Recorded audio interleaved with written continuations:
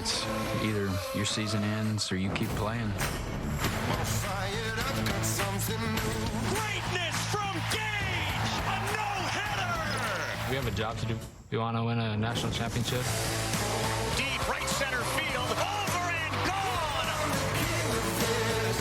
Aloy right field, deep, and out of here! We're just ready to play baseball. I mean, it's big time.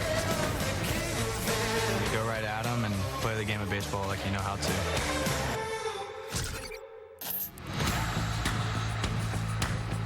Welcome again, everyone, to the NCAA Men's College World Series. It is presented by Capital One. It is a glistening night. Temperature a very comfortable 77 degrees, and the wind offense is blowing out. And there is a roar about what we should see tonight. The LSU Tigers and Mardi Gras Mike have been roaming the streets, generating interest and enthusiasm, never short when LSU and Arkansas get a chance to meet on the baseball diamond.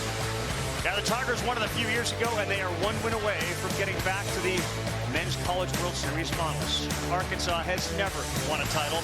They need to beat them twice in order to play for one. And when either of these teams get there, they will take on a Coastal Carolina team that refuses to accept defeat. It's been a couple of months. They have won 26 games in a row. An 11-3 drubbing today of Louisville, in which everything they do, they continue to do well. 55 wins on the season, a record for the first-year coach Kevin Schnall, who'll take his team and become the sixth to ever do it in his first year to a College World Series Finals. Welcome inside, everybody. Chris Budden's down on the field, and we'll talk with her shortly. This, of course, is Chris Burke and Kyle Peterson. This is a 50-50 game, meaning it's a toss-up, but also, KP, both teams have won 100 wins on this field tonight. Yeah, they're pretty good. And when the brackets came out, we saw this potentially would be the matchup here. I think everybody looked forward to seeing if it would end up coming true. Game one lived up to what we thought. Now we get game two tonight. It should be good. Yeah, and LSU's in the driver's seat, right? 2-0. But for Arkansas, they got to climb two huge mountains tonight. So they'd never beat LSU at the College World Series, and they've never won a national championship. They won't be able to check either one of those boxes if they don't get it done tonight. That's right. 0-4 all-time here in Omaha. Meantime, Vahiva Aloy, KP, he leads a team that's got a record 126 homers. Yeah, SEC Player of the Year, and he hit his 21st to get things going against UCLA. First inning, two-run shot for an Arkansas offense that had been great during the regular season, but had not been great in their first two games in Omaha. Then the RBI triple that extended the lead to 3. Arkansas would not trail in that game, and it was the bat of Vahiva Aloy, like it has so many times this year, that led Arkansas to that win and got them to tonight. You guys both know this. You in particular as a hitter, peaks and valleys. Jared Jones seems to be climbing the mountain again, doesn't he? Yeah, it was ugly in game one. How about 0 for 5 with 5 Ks? Never easy to bounce back for that, but Jared Jones has been here before, and he launched one in his first AB against UCLA.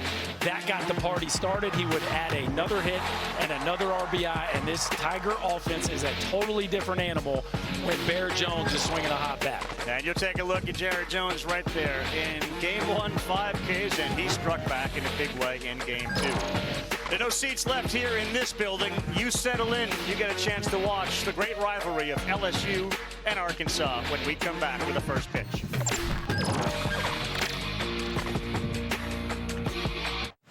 Welcome back to the Men's College World Series. For every player, this is the dream, but it just hits different for Omaha's Cam Kojal, who grew up coming to these games. His dad is the groundskeeper here. He told me he got tears when he walked off the plane, but just trying to be where his feet are. Cam, where we going? We're going to Omaha. Sleep over at the Kojal's. Here's Cam Kojal, the Omaha native. Well, my dad, he was on the grounds crew growing up. I kind of grew up around the event, just running around the field. Being a little boy, had a wiffle ball field at my house in Sargent, Nebraska. And that looked like Field of Dreams. It was awesome, acting like I'm playing with the College World Series. I'm really trying to slow down this event and enjoy every moment because this is something that's going to happen once or twice a lifetime. A dream for him, but also a dream for Dad Matt. Just moments before the game, came in with his phone, got to have a little memento, take a picture of his son's name in the batting lineup. Very, very cool, Chris. Great story. He is the oldest, by the way, of 7 children. And you Tennessee. Cam Kosher will bat right in the middle of everything as we take a look at our batting order. It is brought to you by Capital One with Davalon at the top and Aloy in the all-important 2-hole. Yeah, an offense that was rolling, entering the College World Series, has not been as explosive, but it's an offensive night here tonight, boys. I feel like we might see some runs. Last game, they beat UCLA 7-3. And on the mound is Zach Cowan, who was discovered by Jay Johnson last year when he was pitching for Wofford at a regional. And he didn't pitch against him, but he noticed him.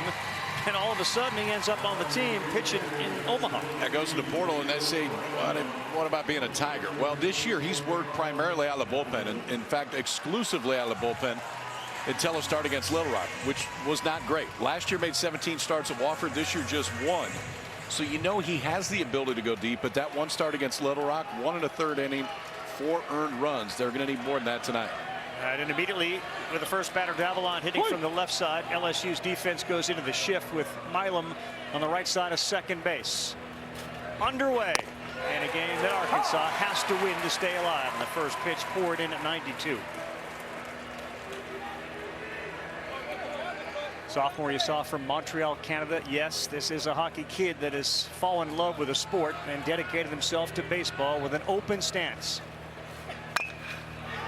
And a shallow one to the shortstop, who ranges to his right, and he is there to make the play on a changeup. You're going to see a lot of those. He is primarily fastball changeup. There is a slider, but it's fastball changeup for the most part, and it's kind of an old school approach. It's more two-seam sinker, work the bottom part of the zone. When Cowan's going right, he's going to get some ground balls. It's one reason why Braswell's in the game today. Jay Johnson wanted his best defensive infield, hoping that Cowan can roll some ground balls. Braswell is at third base as we get set for Vahiva Aloy's first plate appearance of this night.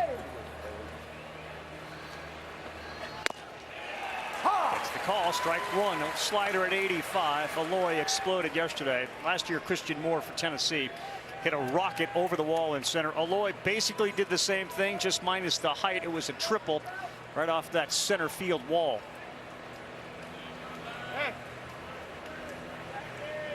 A .352 average. Outside, 1 ball, 1 strike with a lot of power. 21 homers, especially the other way, and a favorable win for the offense tonight. I think so. I think every hitter likes to stand up to bat and see the flags blown out straight away center field. You know you're going to get a little bit of carry to all parts of the ballpark.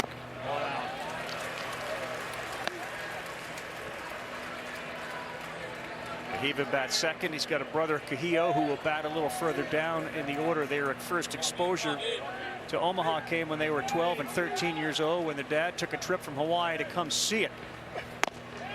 That's at the letters. That's a strike. It is 2 balls, 2 strikes. And there is Kahio, who has piled up 70 RBI this season. Daniel Dickinson's at second base. Jared Jones, of course, at first. Luis Hernandez is behind the plate. Outside 3-2. Curiel, Stanfield, and Pearson is in right field tonight.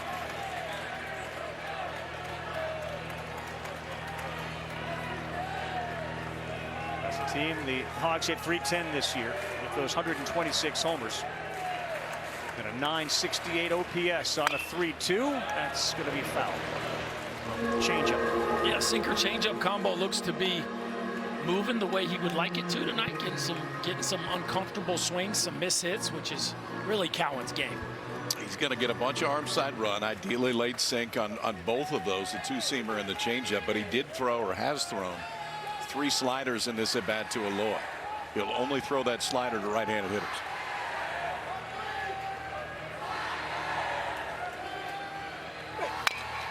This one is in the hole. To his knees, Milam. And that's a pretty play by the shortstop, Stephen Milam. Now that was a little something special right there from the Tiger shortstop. You got to have the pop-up slide in your bag if you're a middle infielder. Put your foot in the ground and rip it across the diamond, young man. As nifty as it gets from the Tiger shortstop, and a big out to keep Aloy off the sacks. That's why many of his teammates, Jared Jones and others, say, with all due respect to the Arquettes and Aloys, we think Stephen Milam's the best shortstop in the country. And a play like that would certainly get you a lot of recognition. Here's Logan Maxwell.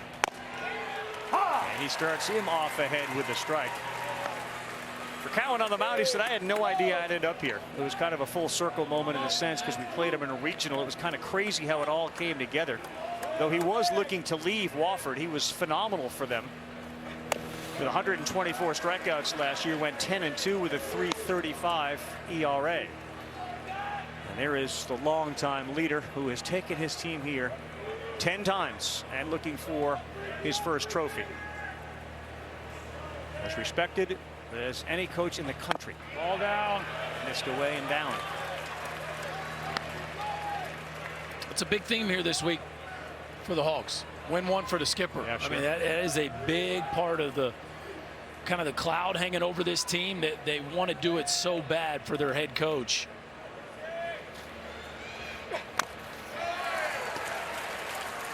Well, they did win one for that guy just a couple of years ago. Jay Johnson, immense success early. Remember, he took a team from Arizona here, and next year he was leading LSU. 23, they win the whole thing. Of course, Skeens and Cruz and company, an outstanding group. He's got a chance to win a couple in a shortest time frame of any coach. Ball in. How about that? Had a chance to win 2 titles in the first 4 years at a school. Never been done before. That's keeping the legacy going, I would say. I would say he's done just that. Yes. 2 outs, full count. And the pitch to Maxwell. Back up the middle, and it's snared. Daniel Dickinson dropped it, and 9 time in and out of the glove for Dickinson, and Maxwell will reach. Good hustle too, not to give up on that once it went into the glove. That is the biggest thing too. Milam on the shift, so he's Milam, that's right. Milam on the shift, so he's on the second base side of second base right there, and credit Maxwell for not thinking he's out. I mean, he could have let up pretty quick on this, thinking Milam's going to make the play. It squirts just far enough away from him. The ball that's 101 off the bat right there. Milam can't handle cleanly. Maxwell's on there with the first hit of the night. All right, so Milam denied 2 web gems in the inning with an outstanding effort. But Maxwell at first for Ryan Helfrich, the catcher, comes in hitting .306. Helfrich was the one that kind of got out there and said, yeah, we are looking at this as a revenge game. 0-4 here in Omaha against LSU.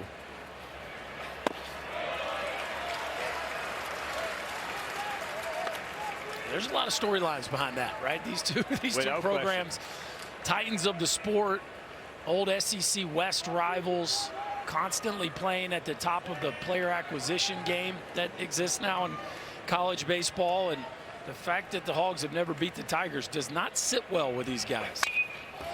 Helfrich got one to hit there, and he fouled it straight back. You know, and the relationships that so many of these guys have growing up and playing and being aware of one another, speaking with each other, eventual Cape Cod, and then, of course, professional baseball. 1-3 this year against him, 0-4 at Omaha. Helfrich with power, 14 homers.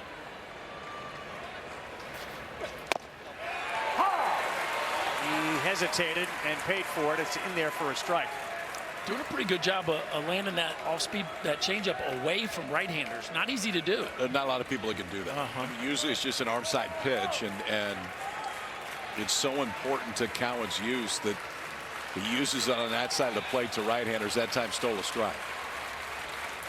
Cowan ready. Pulled a mile left and well to the upper deck. It's getting way out in front of it. You don't see many go up there. No. you don't see that often. And if you're Nate Thompson, you're going Ryder.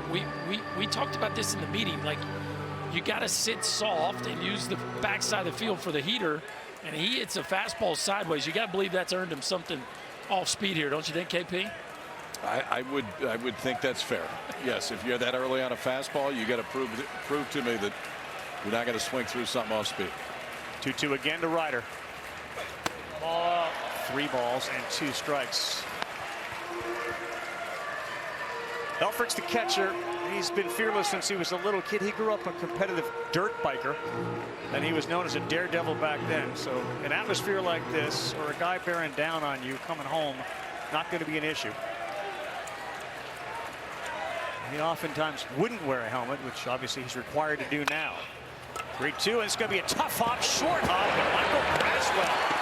The infield shines for LSU here in the first with a phenomenal play by Milam and Braswell charging. Nice to have two shortstops on the left side of the infield. Michael Braswell played shortstop last year for the Tigers. Looking like a shortstop, but picking a flick across the diamond. Tigers defense shining.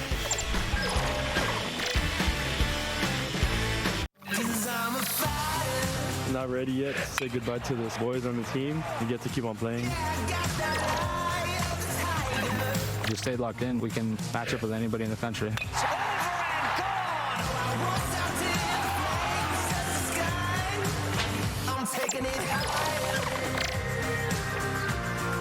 Berkey, KP, and Chris Budden. Carl Ravitch here. Take a look at the LSU batting order. It's brought to you by Capital One. The pressure for Bottle Sheets is going to be to throw pitches in the zone. This is a very patient team. Doesn't generally extend outside the strike zone. No, they don't swing much in first pitches. They're going to make you work, and Stephen Milam is that dude in the middle of this lineup, hitting over 440 in the NCAA tournament and a cool 500 here in Omaha.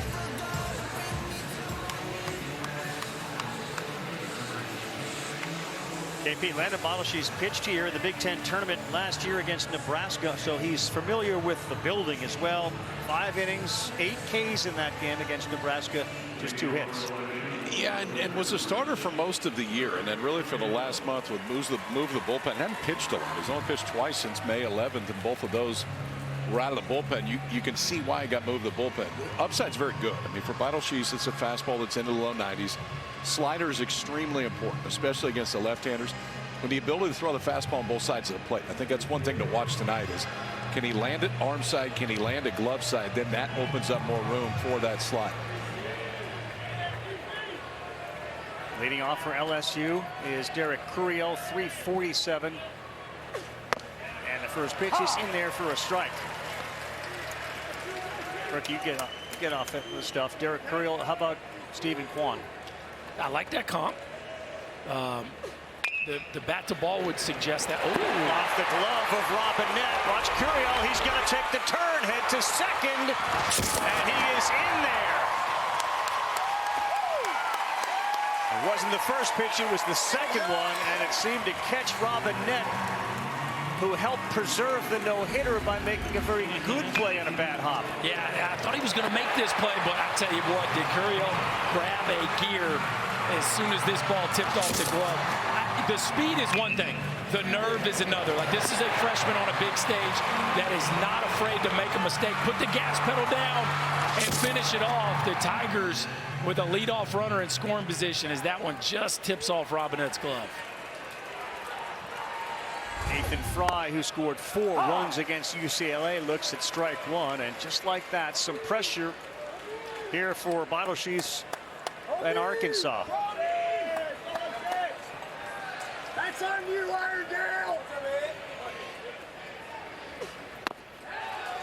Slider in. I think that comment on Curiel is dead on, to where there is no part of this environment that he is fearful of. And it's so rare for a freshman to have the patience at the plate that he's had leading up to it. That time got one he liked, but just really fits in leading off. Popped up on the infield. Kojal going back. He's calling it. Difficult play. Makes it. Not an easy play. Logan Maxwell, the right fielder, was right there as well. He made it look somewhat easy, but that's a hard play. No, it's a hard play, and with the wind blowing out like that, you'd really like to see your right fielder come in and be more aggressive. You know that ball's going to carry on you late. That's also one thing to watch. This is the first time the wind has blown out. So for these infielders and outfielders, any fly ball, so whether it's deep or whether it's that, is going to play differently than it has since this tournament started. Monster Milam already has a web jet, a phenomenal play at the shortstop position out of Las Cruces, New Mexico.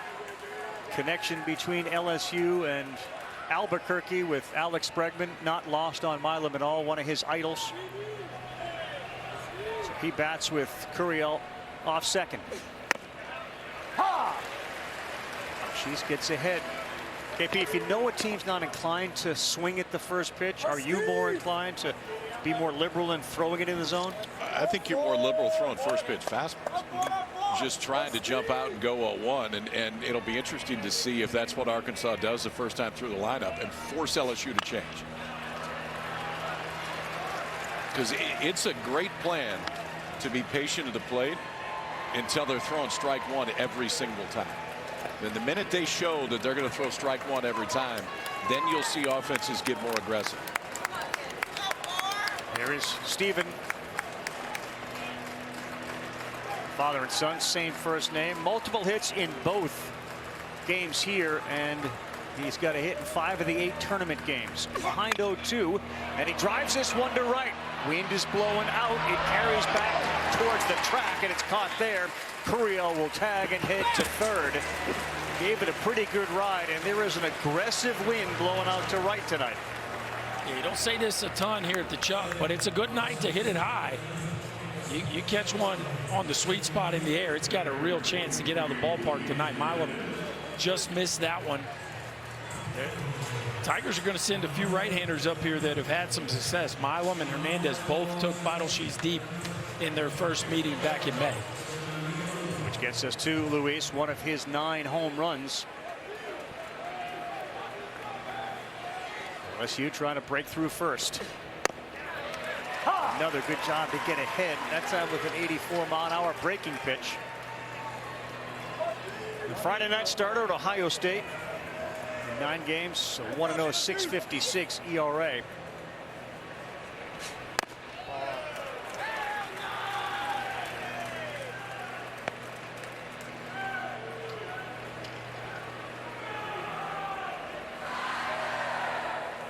Associate Hernandez with the clutch gene has come through a lot this year for him, and he got jammed and he fouled it off. It's 1-2. Yeah, a couple of the biggest swings of their season against the regional, in the regional final against Little Rock. It was getting really dicey there in Game 7 until the LSU backstop got them going. That's it, called strike 3. He worked quickly, went with a breaking pitch at 84, and he froze Hernandez and left Curiel at third. For 2 guys that have been a little bit shaky in the starting role lately, they look pretty good in the first. And a Vital Cheese, we're talking about the importance of that slider. He gets Hernandez looking for his first strikeout. You're telling me when I switched to We are back here, and again, 75 degrees, the wind howling out. KB, what's going on down the field? And the Aloy brothers, when you talk to them, know that they are superstars back home in Hawaii. And you really got a feel for this pregame today, because a family flew all the way over here from Oahu, Hawaii, just to be able to meet these 2 brothers today. They got a chance before the game. Here's the video. Asi and Koji, 3 years old and 11 years old, flew all the way here just to be able to see them play in person, and then got to meet them before the game. Mom was super excited. The boys almost speechless. Now you are touching on a very prideful subject for Shane Victorino and others as we start this inning off with a Kojiel shot to center. 2 storylines playing out there. You got the Hawaii story, and we'll talk about the pipeline that seems to be developing between Hawaii and Fayetteville. But also the story Chris told at the top with Kojiel, his dad here, an Omaha kid, and he delivers a hit. How cool was that shot? His dad taking a picture of the lineup card before the game. Yeah, it's awesome. We just got done getting the field ready. Walk over and grab the camera. Let's take a picture. And all right, kid, go get him. My boy is in the lineup. Yeah, there is dad, father of 7. He dragged all the kids, especially the boys. You want to come? Let's go. They would be at the fields all the time. And all of a sudden, the sun peeks out from behind the cloud, and you can see it is beaming right down on Zach Cowan. And things change a little bit for Derek Curiel, too, out there in left. Yeah, in a big way. And this is a kid that can put it out there. Kuhio Aloy. Strike 1. Our home plate umpire is Clint Fagan, SEC umpire. The 2 SEC teams. You can see the second baseman Dickinson as well. He was shading the sun, playing with his sunglasses out there. So now you got wind and sun. And The Tiger defense is almost playing on the track. I mean, these guys are way out there in the outfield. I don't know that I've ever, with nobody out this early in the ballgame, you ever seen an outfield play that deep, KP? I mean, look where Carrillo is. He's got his heels almost on the track. Well, they watched the last game. Carrillo hit one 115 up the middle, so they know that if he backspins, what it can get out there. But no, this is deeper than you will generally see outfielders playing in this ballpark. Off-speed pitch. He lands another one. And this is where the offense has to recognize that. Like you could go first to third on a base hit straightaway left field, as Carrillo has really been struggling of late. Hadn't hit a homer in 53 ABs. No extra base hits in the postseason. 1-2, but he did hit one 115 miles an hour last night. And he gets called out on strikes. Zach Cowan catches Kahui Aloy, and that is his first punch out of the night. He's gone to this one a little bit more than the book says he would.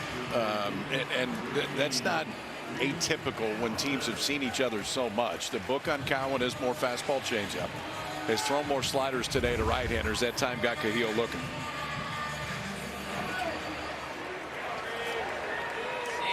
Brings up Reese Robinette, who really lengthened the lineup during that Texas series. KP and I were in Fayetteville 4. He starts off with a strike. It was also kind of his coming out party that weekend. Yeah. Robinette had not played up to that point, and they just kind of said, okay, let's put the big left-hander in there, see what he can do. And he hadn't really come out of the lineup since. They lost Nolan Souza. They were looking for somebody to just fill it out, and that was a big weekend for Robinette, as that one is too far inside. 2 for 5, 2 homers, 6 RBIs. They clinched the 3-game sweep over Texas with a 13-8 win. And he even recognizes, he says, thinking back, the confidence that Dave Van Horn put in me, it was huge. And not only did it give me confidence, it gave guys around me confidence that I could do the job.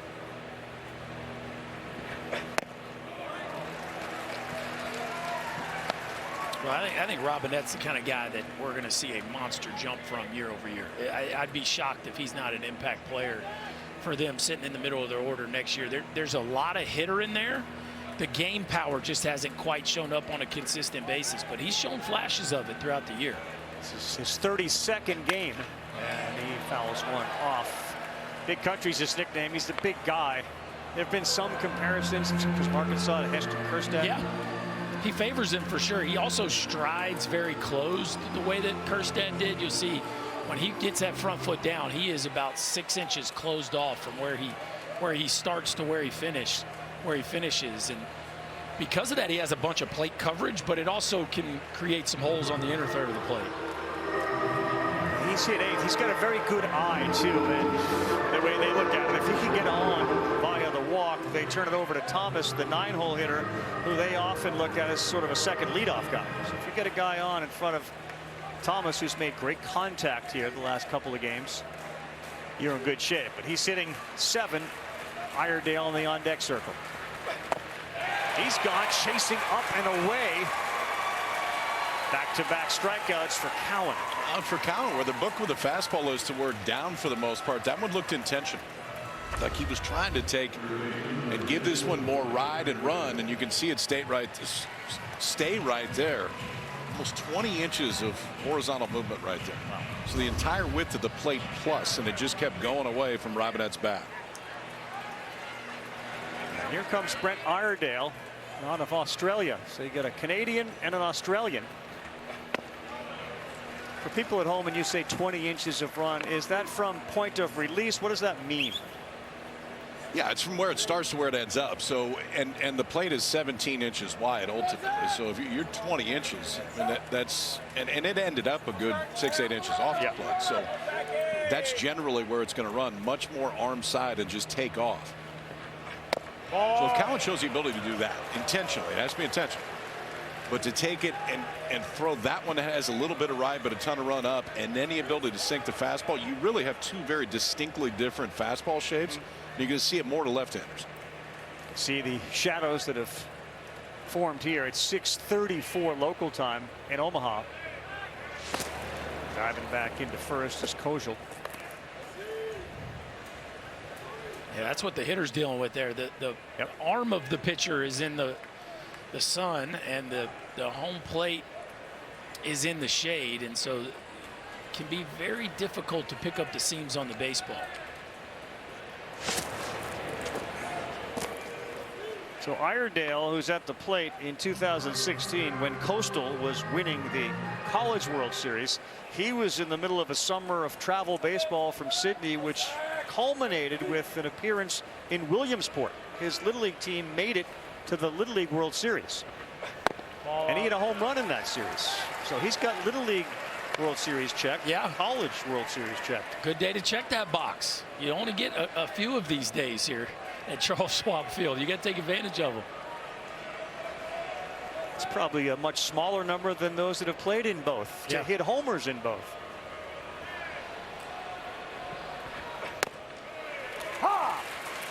3-1.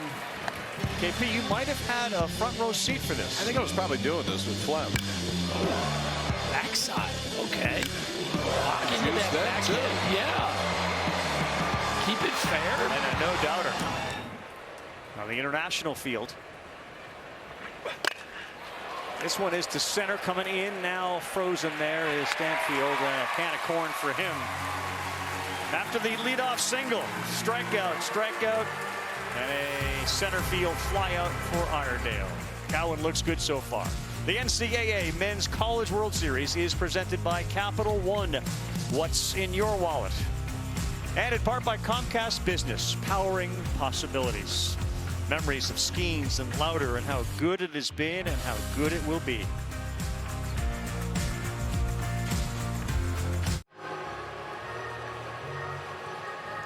Welcome back. And as we come back, LSU's been asked to come back on the field. Arkansas believes that perhaps Brent Iredale made contact with Hernandez's glove. Oof. And if he did, it was a glancing blow, if he did at all. See if you see the glove move at all. Yeah, he did. You do see it. Yes, you do see it. You do not see that on a ball to center field very often. Generally, it's a ball the opposite way that somebody's really laid on, but it would seem like he did. Yeah, it's the center field view where you get a good look. Yeah. After further review, this call is to be overturned, catcher's interference. The batter is going to be awarded first base. Arkansas remains at 2 challenges. You get 2 opportunities to challenge a call. If you get it right, you retain them. If you are wrong, you lose one. You run out when you miss on the second one, but a good call. I'm assuming Iredale was the one that felt that. I would think it has to be, because it was, I mean, we had to replay it 3 times to see it. I don't know that anybody could have seen that with the naked eye. So it must have been Iredale turning around and saying, I think I got a piece of the myth. You would definitely feel it. I mean, the hitters should know more than anybody, clearly.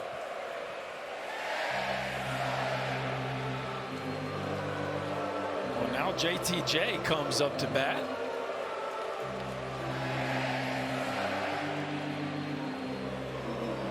Catcher's interference called the Hogs. Just another reminder to not do your book and pen. As I wrote it down too fast. There you go. F8 can't be changed to CI very quickly. They don't need a ton of a reason to call the Hogs. No. Catcher interference, let's call them. Get on up. Sun comes out. Wind's blowing out. They got runners at first and second, though, right now. Call them. And Justin Thomas is having a nice World Series. Good bat-to-ball skills. So now first and second with Kojo off second.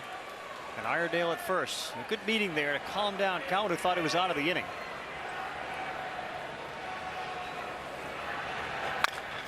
And that is a foul ball.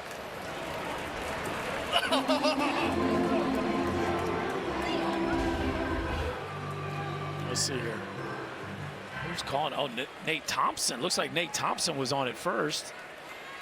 Yeah, the dugout clearly saw it. Iredale may be. Yeah, they were all over that one. That's pretty good set of eyes, because it took a few different replays to see it up here. And it didn't feel like Iredale was making the point. That's like when a ball tips your leg. I mean, you got to sell it. That is not one you want to be shy about.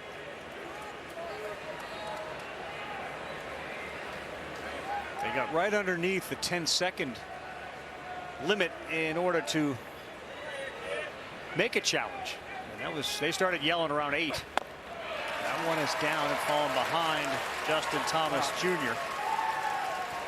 Zach Cowan.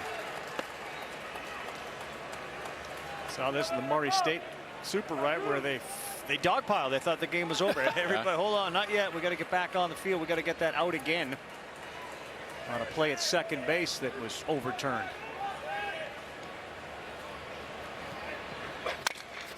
This one on the ground of the shortstop. Mylan fires the second. Silky smooth to Daniel Dickinson, and that will end the threat. They will leave a couple on. Thomas Jr. retired. When we come back, it's Jared Jones. 0-0, bottom of the second inning. Arkansas and LSU, two highest seeded teams that were here, both in the same bracket. And Arkansas needs a win tonight to force another one tomorrow night. Jared Jones, 3-run home run prior to the Monday suspension. Off of an 0-for-5 5K outing.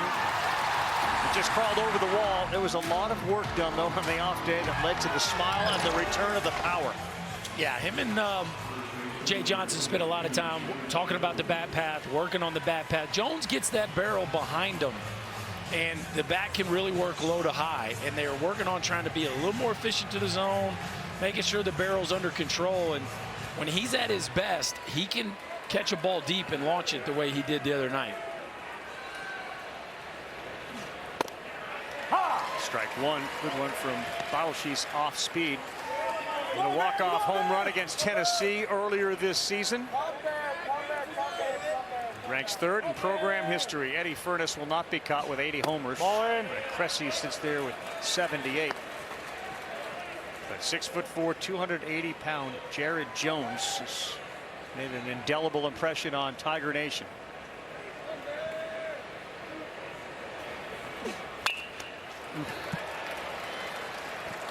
That's a dangerous one there. You can feel it, right? It's not the spot that you want that one to end up. Because that ball that just snuck out a few nights ago is not sneaking out tonight. That's going 10 rows deep.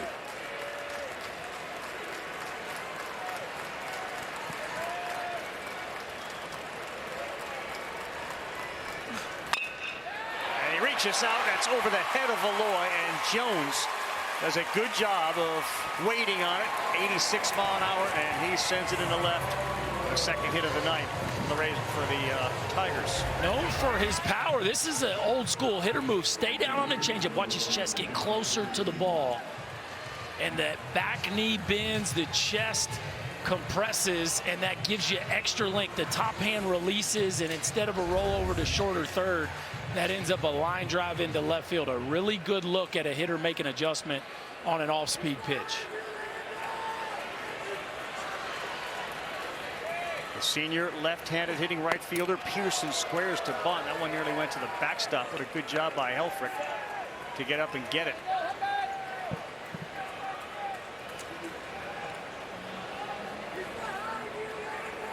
Iredale in at third base. Ball down. 2-0.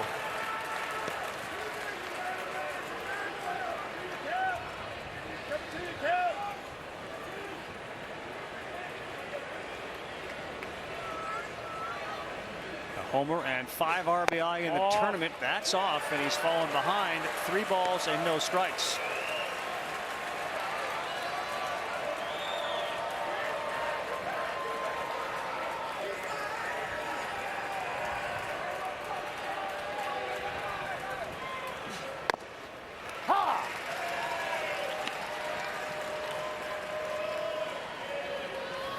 Good look at downtown Omaha. Our drone camera working, and we started playing downtown 2011 after Rosenblatt was shuttered. Pearson on the ground. It's a double play ball. Aloy will flip, and Kosho will not turn it. Good hustle by Pearson to beat it out.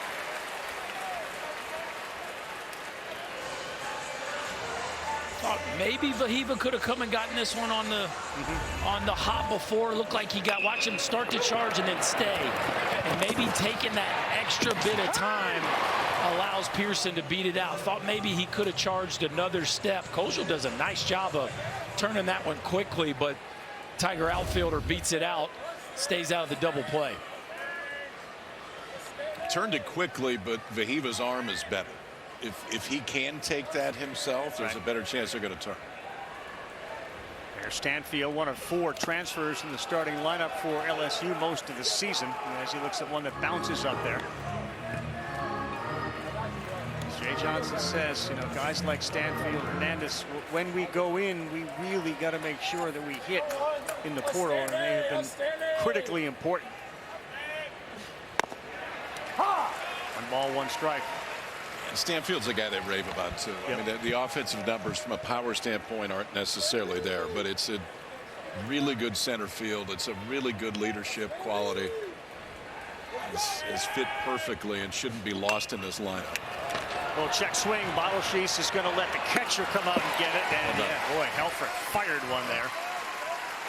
Well done. Much easier play for Helfrich. Momentum's taking him away from the base runner right there. He went full speed into it, cleared himself a little bit more, had plenty of time to make that throw. Helfrich, one of the best athletes behind the plate in college baseball. See just how quickly get out of your crouch, barehand the baseball, and rip it to first. That's a premium athlete playing catcher, putting that on display there. They're going to intentionally walk Daniel Dickinson down to first base and pitch to Michael Braswell.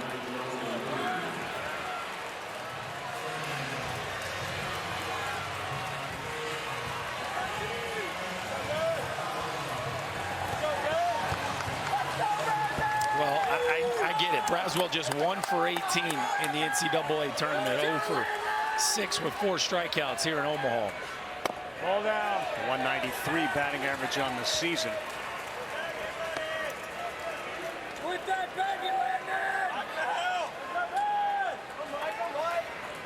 Kid yourself. Anytime the batter in front of you is intentionally walked, raises your level of intensity. That one's just above the knees for a strike. There was a sweet moment when he was getting on the bus the other day. He found someone wearing his jersey, autographed it, and he said, I got emotional because I'm not the most popular guy on the team. I know I have my struggles, so to see someone actually wear my own jersey meant a lot. That's awesome. The reality of Michael Braswell, he's had a lot of success in college. Maybe not ever the most dominant hitter, but has had some high highs throughout his career, both at South Carolina and last year with LSU. And he is capable. So a hitter like this at some point is going to start stringing some quality ABs together. Wouldn't shock me if it was right here. Out there on a slider underneath the bat to go 2 balls and 2 strikes. I think he's going to have to hit that one though. For Bottleshees, that's the one he's most comfortable with, and when you see a swing like that, I'd be surprised if they don't double up right here. Davalon in left is way off the line. In fact, the outfield is all shaded towards right, and he's gone. Good job by Bottleshees, and the decision to walk Daniel Dickinson pays off. A couple of strikeouts for the left-hander today. One to end the first, and this one to end the second. Back-to-back sliders to get Michael Braswell swinging.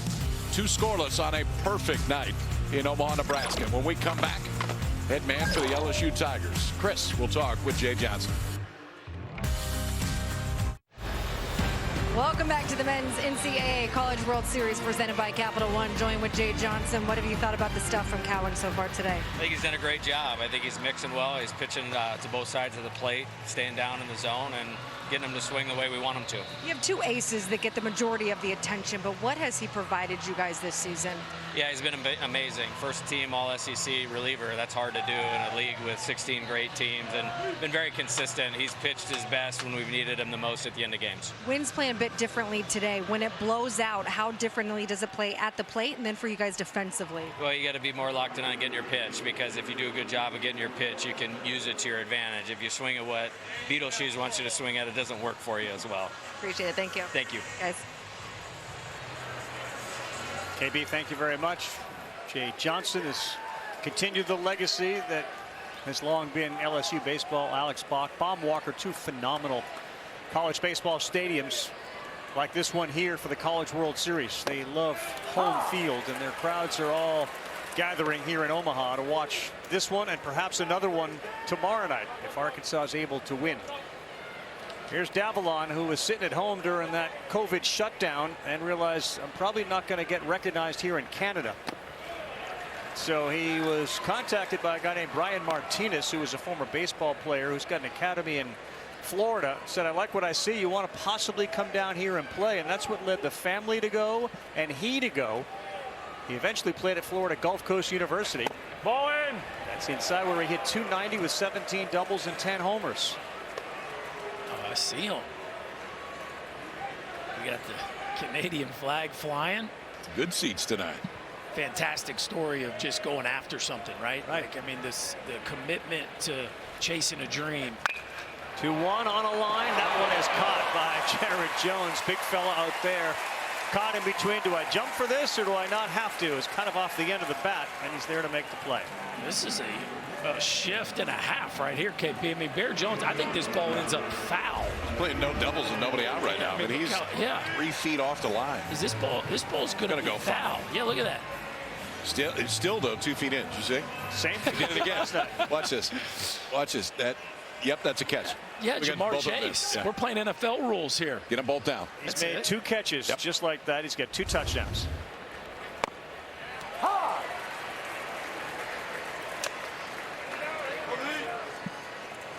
Hiva Loy grounded out, and it was the defensive play of the night so far as Milam went into the hole with one of those pop-up slides to get him.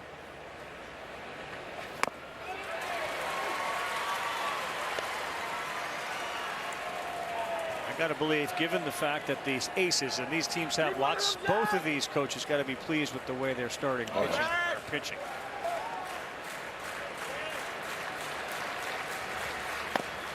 What's also a sign of modern day, this was Wofford's ace last year. That was Ohio State's ace last year, right? And they've both come over here and filled valuable roles, some in the bullpen like Cowan, and on the weekend mostly for Vital Shees, but the ability to pick up star pieces in the portal. What does that say about your program? We can identify somebody and we believe like this is not yet a finished product. You come here and we're going to make you better and take you to another level. I think that's some of it, but I think some is they had great success. And the reality now, too, is with all the data that's out there, you can look at data and say, well, yes, I think that plays. He got Aloy on an 81-mile-an-hour changeup. Phenomenal pitch. Aloy strikes out. Saw a little bit of everything right there, too. You saw sliders early. And that, again, is the ability to throw the changeup on the opposite side of the plate. Right-handers just don't see that pitch very often. And in part, it's because not many guys can do it. Usually when a changeup is thrown to that side of the plate, it's an accident. It's one that you hold on a little bit too long, you tug it, and it doesn't end up very well.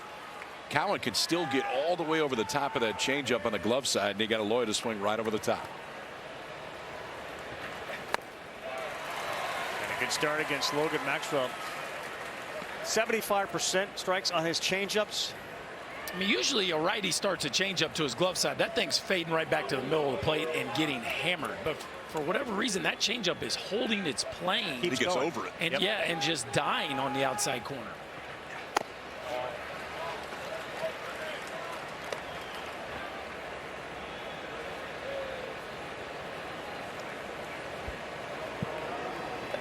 Plenty of room on the left side of the infield. Again, Milam goes in the shift. In and out of the glove the first time Maxwell reached. And here's another one right at him. I think that's really well coached and scouted. 2 balls hit right at Stephen Milam. We're through the middle of the third. It is 0-0. Tigers and Hogs. Will we see another game tomorrow night? We'll talk with Dave Van Horn when we come back.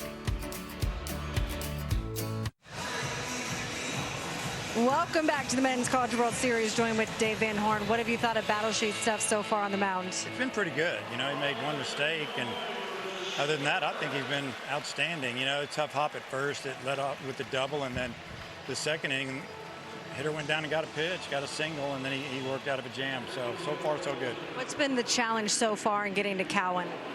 yeah, we got to stop pulling this breaking ball. I mean, you got to go the other way, hit it up the middle, and so far we haven't been able to do it except maybe one time. So we've got to correct that. It looks like they've got their bullpen ready to go, but we haven't made them go get them yet. What's impressed you the most about your group and the ability to come back playing against the wall? These guys, they don't get all uptight. A pretty loose bunch, like we've talked about all year. Really close, fun team to be around, and they always show up. They always show up. You ever go fishing with them? I watch them fish. You know, when I go out to my truck, there they are fishing. I just kind of laugh, go watch them, and you know, I just tell them don't eat those fish because that pond is not where you fish you want to eat. I've seen the water. I agree. I appreciate it. Thanks, Coach. All right, thank you. Guys. That's the pond Lake Norman they went jumping into as well. You don't want to eat the fish. You probably don't want to make a habit of swimming in it either. Need a quick shower after that. High and into Curiel. Rick, you'd like this. We got a 55-foot long structure, 75 feet of turf in the backyard. Dad was throwing to him 5 days a week, no less than 2 hours every day. Whoa. And Dad had to get a new labrum after that. It was all worth it. Dad's name is Rick. He would begin each hitting session, tell them if they were doing this right for people at home that got kids. Swings off a tee, then opposite field, up the middle off the tee, soft toss to him, side flips, and then from in front, 32 feet away, start throwing batting practice. He doesn't like machines. He liked his dad throwing. Sound like a plan? It sounds like a very good plan. It sounds like he stuck to that plan, and I'd say, you know, hitting 350 as a true freshman, he developed some pretty good bat-to-ball skills. Probably didn't see a lot of sliders like that. He's gone.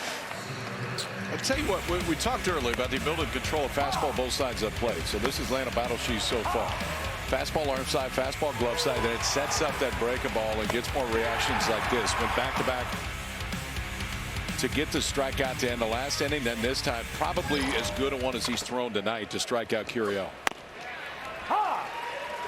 Strike one to Ethan Fry. I mean, the Arkansas pitchers, given the no-hitter that was thrown, have put up incredible numbers through the games here in Omaha.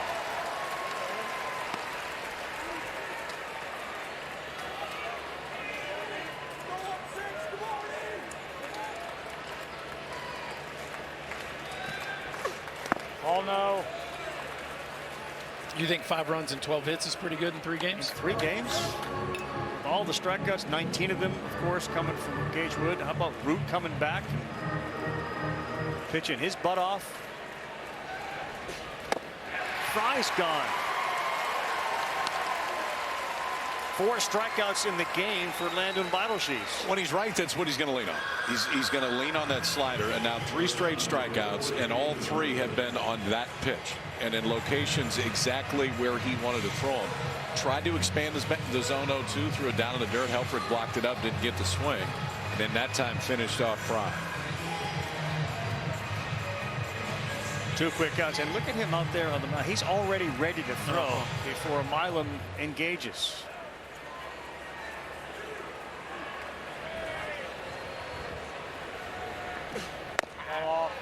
Outside. Milam, during the Baton Rouge Super Regional, guys, he carried the team against West Virginia. It was outstanding. He finished the series with 8 RBI. He said he got back to the basics.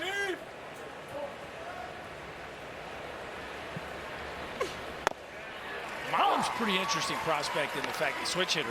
You know he can play both spots up the middle. He's already proven that at a high level. And he has a knack for his best moments, his biggest moments in the postseason. He's proven that in both seasons in Baton Rouge. Just a special competitor. He was great in the 2024 tournament too, the SEC tournament, when he had a big home run that helped get them into the NCAA tournament.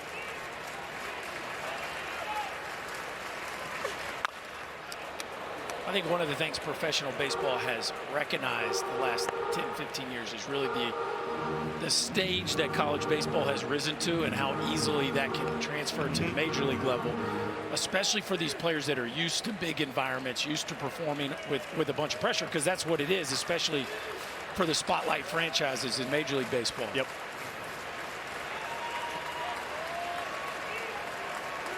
No, it's a great point with the atmospheres. I mean, think about Benintendi from Arkansas, right? Just immediately felt like 2 years later he's playing in a World Series for the Red Sox, performing so comfortably, right? We saw Swanson do it right after leaving Vanderbilt and going to the Braves. You saw Bregman do it, and still doing it at such an incredibly high level. Like these players who have played with so much on the line in college, when you see them in the big leagues, they look very comfortable. Wasn't Finnegan the same year? Was. Yeah, years ago.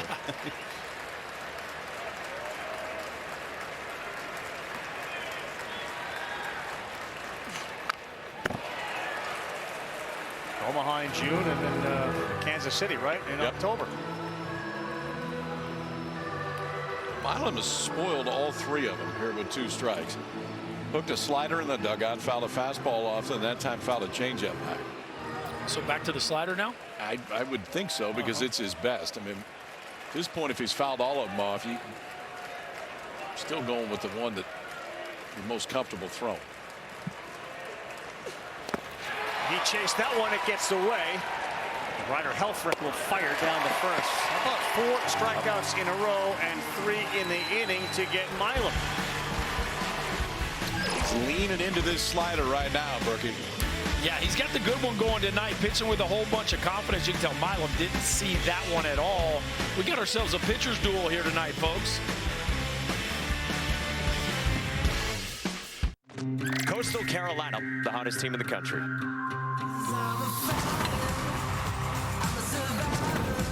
Rockets one to right center.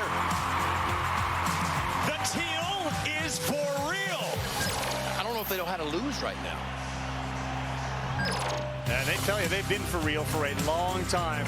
Gary Gilmore to Kevin Schnall. Coastal Carolina has come to Omaha twice here, 2016 and then again this year, and they haven't lost at all when they've been in Omaha. And this team hasn't lost in 26 consecutive games.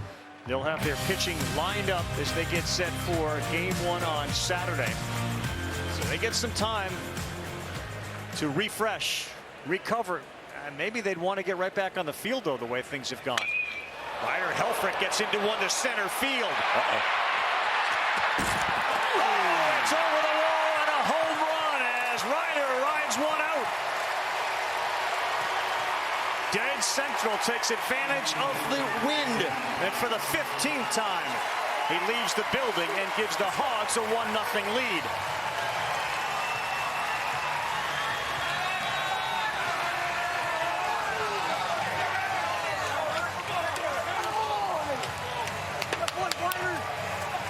Well, that's what you've been waiting for, Rappy. Somebody to get one high into the jet stream. Boy, did Helfrich do that.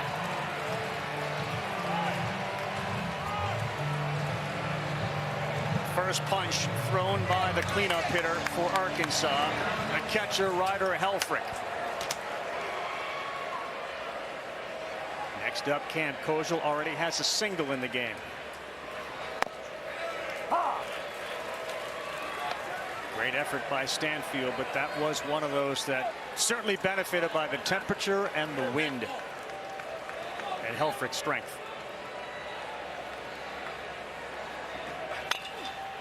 Kojal goes the other way into the seats.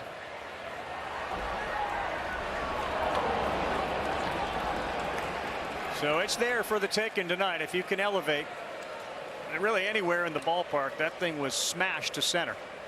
We hadn't seen a whole lot of those out to dead center field.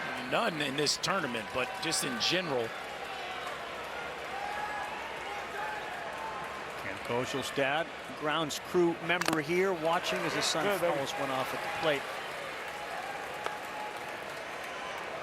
That was great. You saw that interview following the Supers where Dave Van Horn looked at his second baseman and said, "Where are we going? Omaha." we're going to mine. We're going home. Party at the Kojals. That's what he said. Party at the Kojals. Sleepover at the Kojals. Yeah. Be tough to find an open bed. He's got 6 brothers and sisters. They already have a baseball team. Yeah. We'll bring another one in.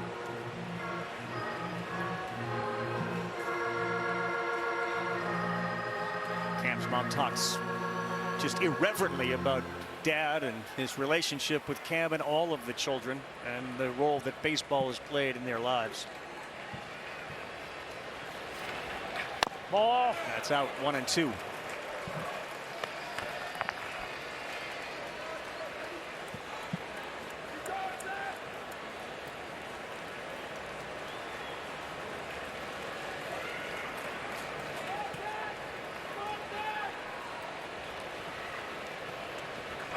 Ball off. Good take. It's been kind of rough sledding here for Kojal so far in Omaha, but a base hit in his first at bat, putting together a nice AB here. You know, there's a lot of heat on him. I'm sure internal pressure. Of course. Like an all-star game in a city where the player from that team's got to be the host, so to speak. That is in there for a strike. Kojal is gone. Nice front door two-seamer right there by Cowan, but he made a mistake to the Arkansas catcher, a hanging breaking ball up and out over the plate, and Ryder Helfrich now 5 home runs in this postseason and a bomb to straightaway center field as he gets those arms extended on a breaking ball and rides it out of here over the glove of Chris Stanfield. Oh, nice play. Yeah, I was going to say, that got lost in it.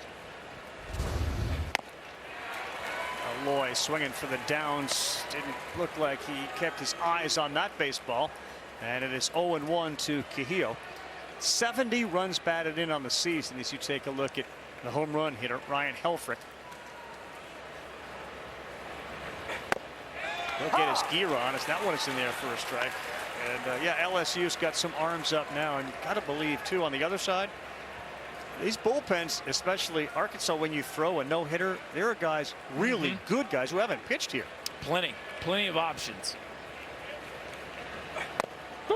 That's strike 3. Good bounce back to punch out Kojal and Aloy after the homer. We wondered how Cowan would respond. He responds with 2 strikeouts. Generally, when guys are two-seam sinker guys, they're really good arm side. The ones that can separate themselves are the ones that can do it glove side. And that's what Cowan's been able to do today with both the fastball and the changeup. Both strikeouts in this inning have been fastballs that guys give up on because they start off the plate on the glove side, and that late movement brings them back in. Now Reese Robinette.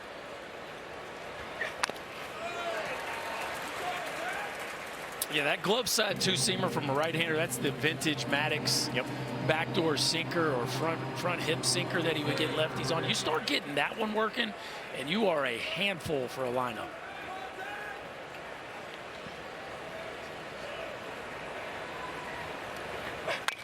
That ball is lifted high in a major league pop-up. Who's going to get it? In foul territory, it's Josh Pearson. Well, this is the year that we are enjoying Omaha, and we are saying so long to our esteemed director, Scott Johnson, seen right there in the middle, 35 years. One of the best to ever do it. He is responsible for everything you have seen over the last 3.5 decades. And he's also responsible for one of the great American families. 3 to Sky. 2, roll Sky. Come up, and roll bust is off. You think you don't know this man, Scott Johnson. But if you have watched the College World Series at any point over the last 35 years, you do. Because so many of the images that have landed in your living room, Scott put them there. Now he's hanging up his headset.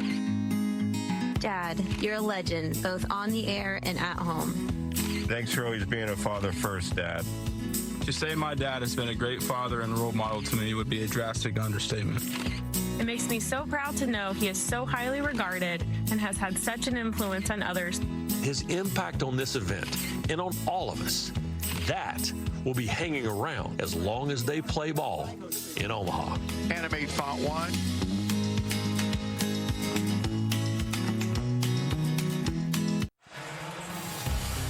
One 0 Hogs. They draw first blood as you come across the Missouri River, the BKP, the Bob Carey Pedestrian Bridge. They've extended it now. You can walk right into downtown area here, right where the ballpark is. And come on inside, where tonight there are no seats left. Arkansas wins. Will play again tomorrow night. That one hit him. And that's going to send Luis Hernandez down to first base. So after they get a run, a hit batter to lead off the inning. You talked about it last inning, Ravi. There was some action in the LSU bullpen, but nobody really moving down there in that Arkansas bullpen. That shows you the kind of confidence they have in the way Vital She's has started this game. But you never love a hit by pitch, especially with Bear Jones strutting to the plate. That's right. And you're the team that has to win the game tonight, and they have arms down there that are raring to get on the mound here in Omaha.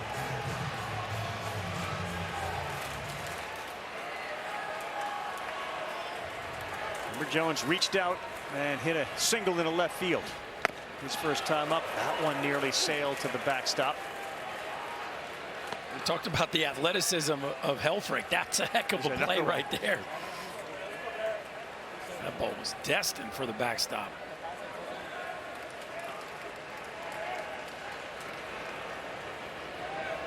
LSU's not a team that runs very much, and certainly Hernandez not really a threat at all as the slider lands to go 1 ball, 1 strike.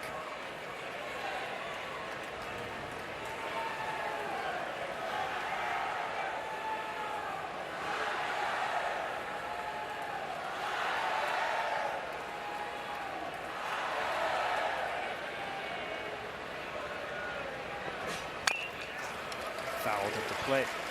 KP, it occurred to me in some of the research, the reason that Jones has caught 2 balls over there on that first baseline and kept his feet in, he could have conceivably been currently in his 4th season of football at Georgia Tech, where he was offered a scholarship. So he's got that all makes sense. That whole thing, yeah. Well, he hadn't lost it yet. That's true. Ball now. Now there's a good take. There's a patient take. He was committed to swing, Berkey, and maybe a few days ago 0 for 5, 5 Ks, you pulled the string. That's some strong hands, too. Yeah, he can put on the brakes now. But I think to your point, Ravi, showing you that he's seen the baseball better.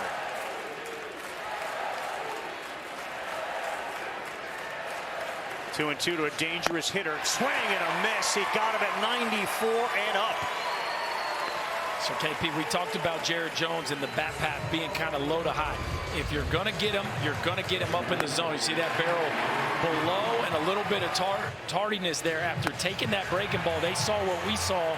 He's really letting that ball travel. Can you climb the ladder and get to the hole at the top of the zone? And Vital She's able to do it right there and retire Jones. I want to go back and remind people, too, that Ryder Helfrich is calling his own game behind home plate. And there's plenty of influence from Matt Hobbs. Look out. There's a whole lot going on there. Yeah, Johnson's come out of the dugout to talk to Pearson. He started walking without seemingly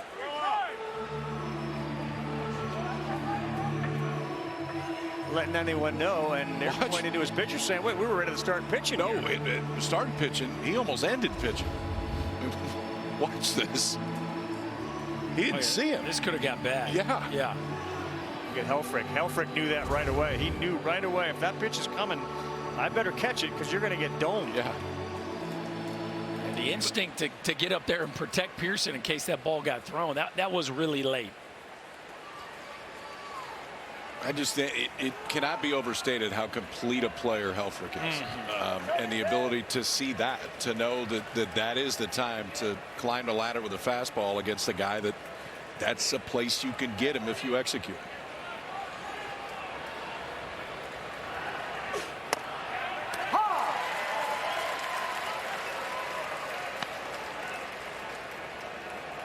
We talked about the changing of his life.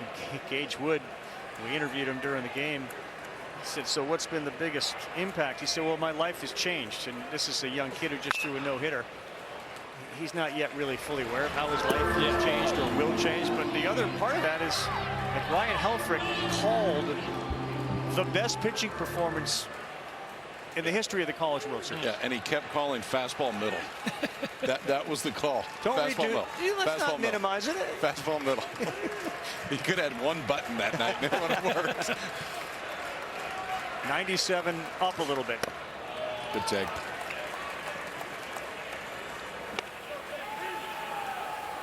And you do start to wonder if Arkansas hangs around here. So when he takes the mound the next time, and let's say the second guy happens to get a hit, like the come down from what you just experienced, you know? Yeah, if he gets another chance at it, it will be fascinating to see how he responds. Like a golfer after shooting 59, right? Like, what do you have for an encore after a performance like that?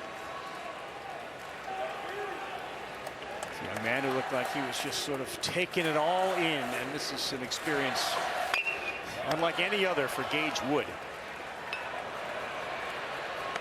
Talking to Dave Van Horn before the game, he said, you know, Chris, I screwed up yesterday at the press conference. They asked me who was going to pitch today, and I kind of mumbled the answer.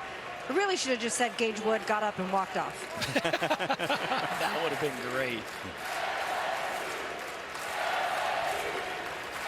2-2 on the way to Pearson. That ball is driven deep to left field. Davalon with the sun in his eyes is there to make the play. And that will send Hernandez back to first base. Got the shades down, didn't have to worry about finding him, putting him on, because he is staring up into the setting sun.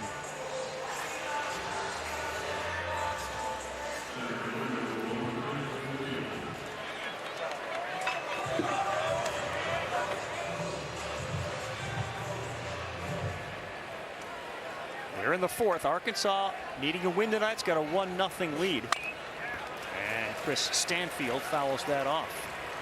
LSU's got 2 hits in the game. Curiel had a double to start off the glove of Robinette. And then Jones had a single in the second, and that's it.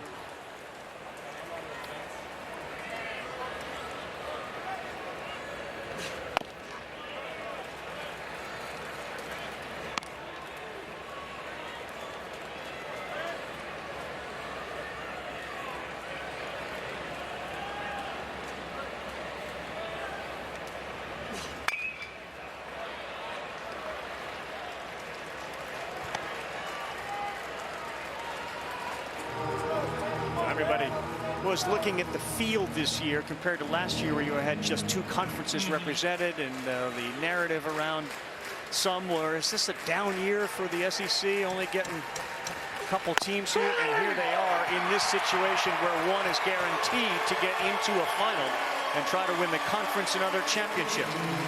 How about the settle down job by Bottleshees after he hit the leadoff man, a punch out, a fly out, and then another punch out. He's got 7 in the game through 4.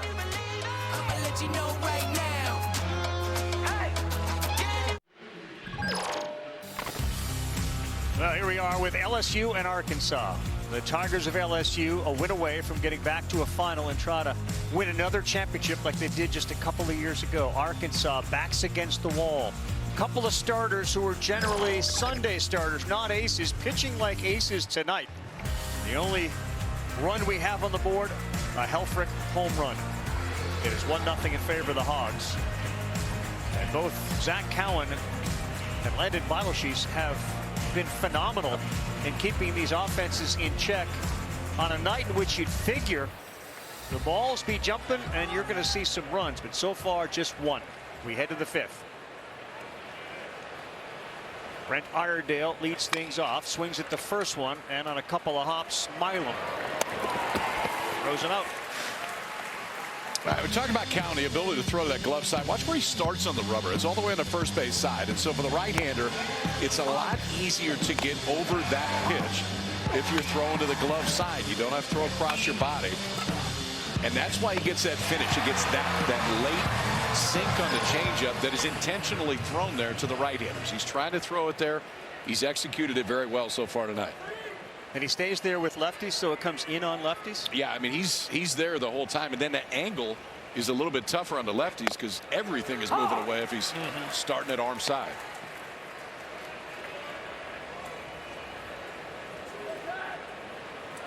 Oh, and 1 to Justin Thomas Jr. Just under 300 on the season. There you see him emphasizing way on the first base side. Ball.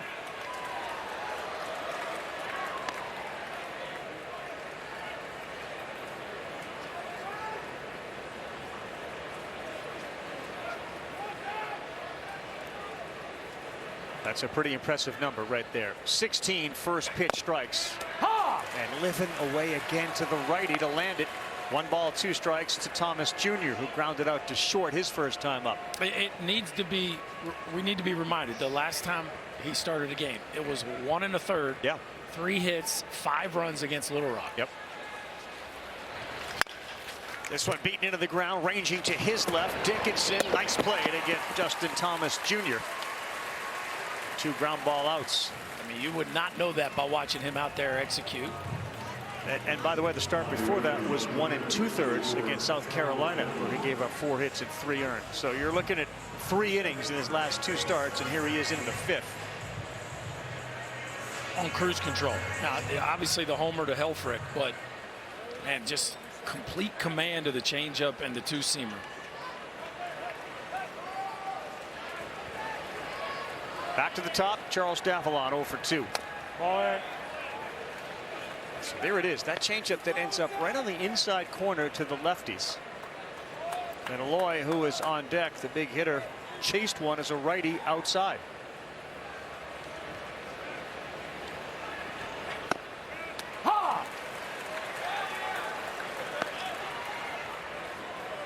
I guess the question would be, KP, is this something that they worked on? Is this new, or is it just working?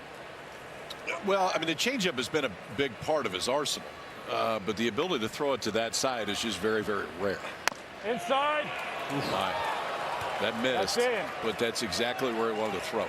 Boy, and Clint Fagan, as sure as you could be on a call, like that's in. And he was right. And then repeated it, and he was right on the money. One of the best in the business back there, Clint Fagan, calling a heck of a game so far in this one.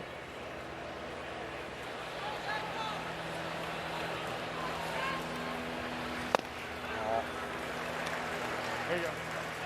Count goes 3-1. They were a little restless out there in the bullpen. Still a little movement. Arkansas very quiet. I think both coaches and their pitching coaches would be very pleased with what they have gotten so far. There was some consideration from LSU to start Jaden Newt, who's warming up now. And a high chopper to first. Getting over there to cover is Cowan. He slaps his foot on the bag before Davalon can get his there. Bottom 5 pitchers duel in a must-win game for the Hogs. 1-0.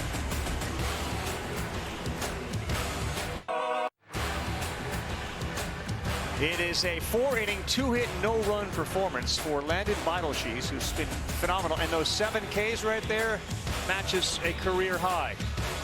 Last start was back in the 2nd week of May. He has kept this LSU offense at bay, and he will start the bottom of the 5th inning with 8, 9, and 1. Leading 1-0. Arkansas wins, they move on.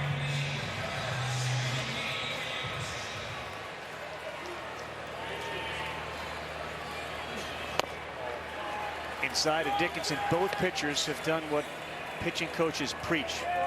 The 0-0 count, we need to get strike 1. Falls behind here to Dickinson. Oh no. Ooh, looked like he may have gone. He did, so that evens count 1 ball, 1 strike. Hi, Danny, I'm baby. Big chase right here. Could have been 2-0 in the driver's seat. That barrel just goes past the point of no return.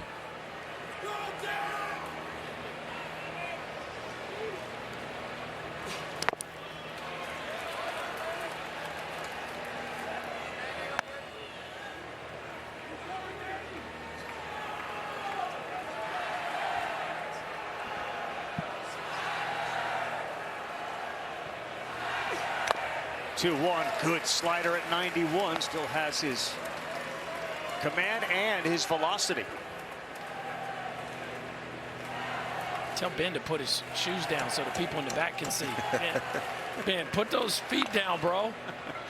Iredale waits for the hop. Now he fires low. Oh, scooped out at first. Very nice play, Reese Robinette.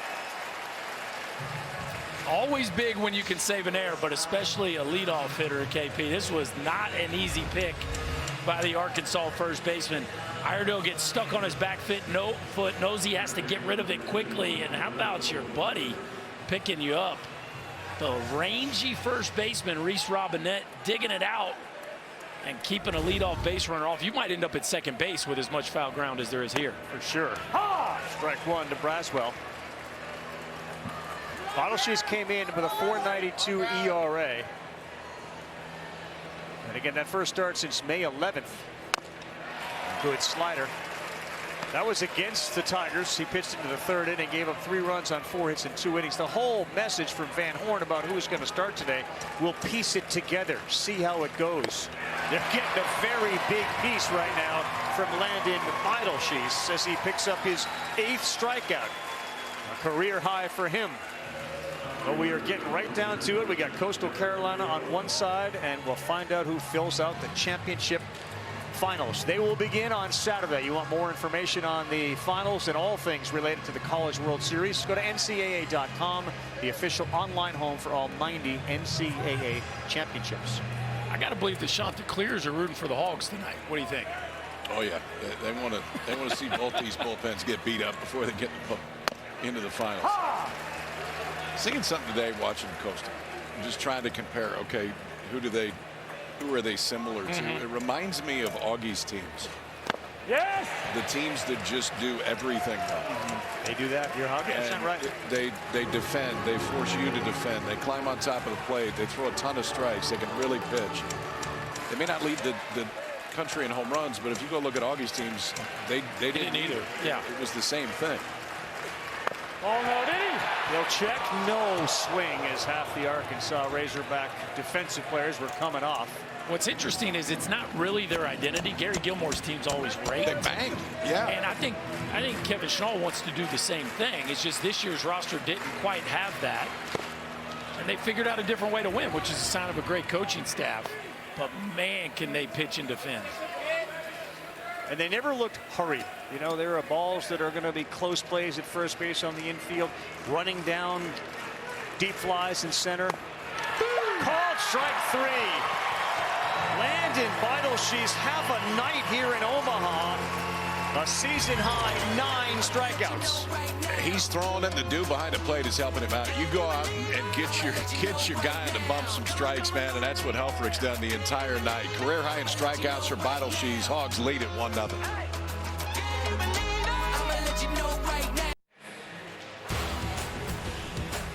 The Missouri River, the bridge that takes you from Iowa to Nebraska. Arkansas and LSU in a pitcher's duel. It is 1-0. First start since May 11th. Second start this season. Yeah. They are pitching like Friday night guys here on the biggest stage in college baseball. It will be interesting to see the way that each of these teams approaches from a bullpen standpoint, how tight it is. LSU has the advantage not in the game, but because they're 2-0. So you can utilize the bullpen a little bit differently if you're LSU. Vahiva Aloy rolls over weakly a first pitch. Anthony Ianson is hot tonight, but I don't think you're going to see him come in the game unless they're ahead. And if he does come in, it's going to be late. Gabe Gackle is hot tonight, but if they don't use him and Arkansas wins, he's probably going to start tomorrow. So now is when it starts to get interesting to see who gets up and warms. Ball. That one just missed to go 1 ball, 1 strike. Perfect world if they lose, which would therefore make it imperfect. But Ianson would be the guy that would start tomorrow night. Yes. Think about the names that haven't been used or used very seldomly on the Arkansas side. Between Coyle and Gibbler and Fouch, who showed up. And the starting pitching for both, but certainly for Arkansas. Has been incredible for an offense that really at times this season was dominant. It's been the pitching so far on a 1-2 count. Cowan to Vahiva Aloy way outside. Well, we talked about the wind blowing out. A couple offenses that are in the top 20 in the country. Arkansas number 4 in the country in homers, but just 1 homer so far. And you know, Idleshees, that's been a big part of his issues throughout the course of the year. 14 home runs allowed on the year. An 80-mile-an-hour changeup. Aloy strikes out for the second time on the same pitch. He's got 6 punch-outs. It is not a pitch that right-handed hitters are used to seeing. Look at that thing gyro, okay? So that means that the seams aren't at the top, and gravity is just shoving it down. And when he throws it right, you don't see any seams on top. Gravity is shoving that thing down as it comes toward home plate, and it gives it that late movement down that gets it underneath the swing of the right hand. Another great example of that changeup to start Maxwell, who singled and then grounded out to short. And the shortstop has twice been right in the same position, meaning he's on the right side of second base. You want to talk about scouting and what it does for you. First of all, you get Tiger Dew.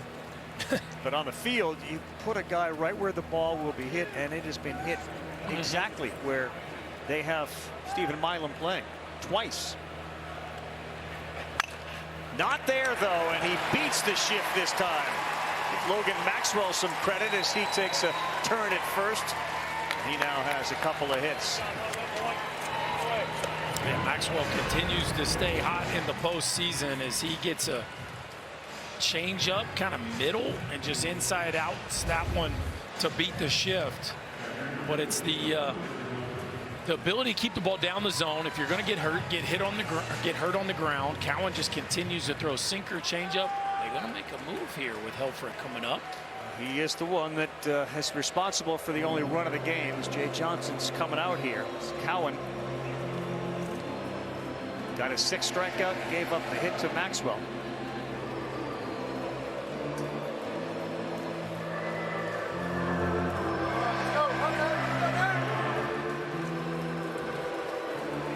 We get a pitching change. Jaden Newt give you some length out of the pen. The righty comes in to deal with the home run hitter Helfrich.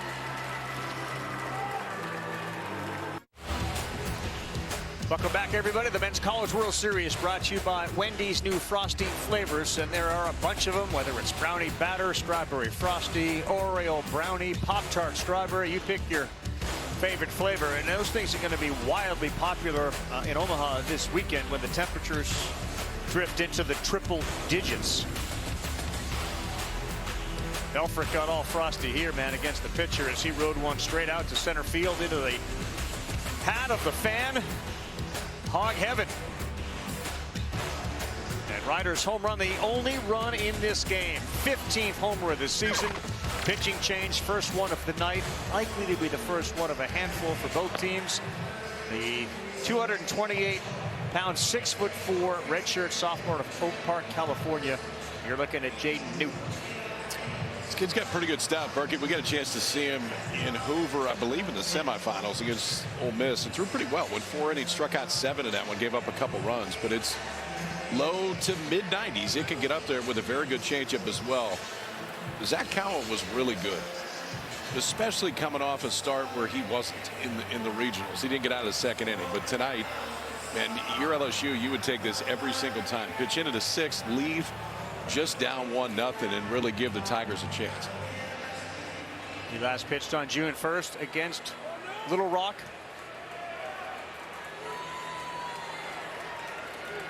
He only went 1 1/3 that night, gave up 3 hits. But he pours in a 95-mile-an-hour fastball, and they throw more high-speed velocity fastballs than any other bullpen in the country. Does LSU.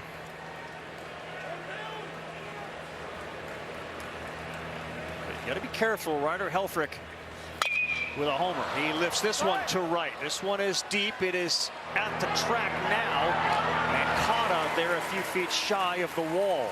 Got underneath it, but you saw the strength again of Helfrich.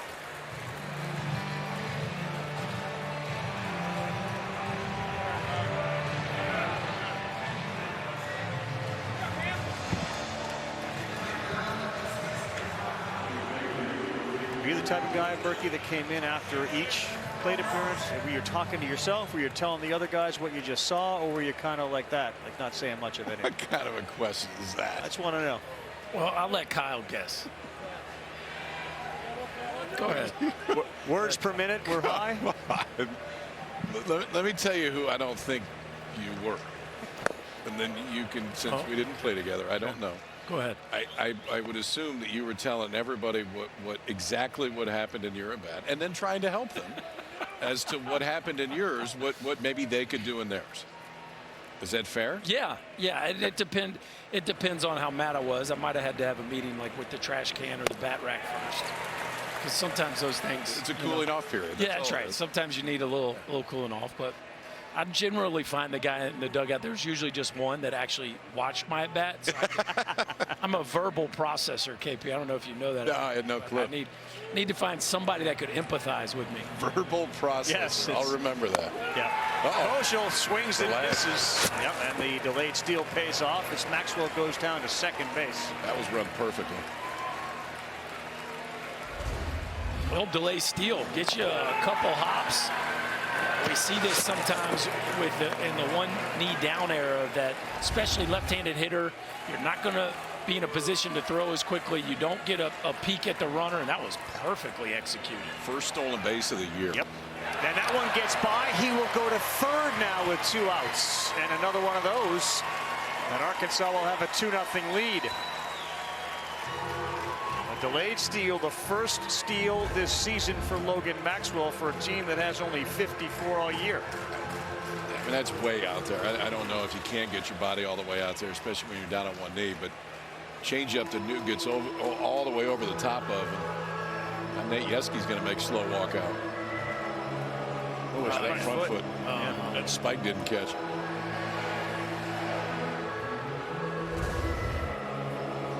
Well, a couple free bases, and this one got a little interesting here.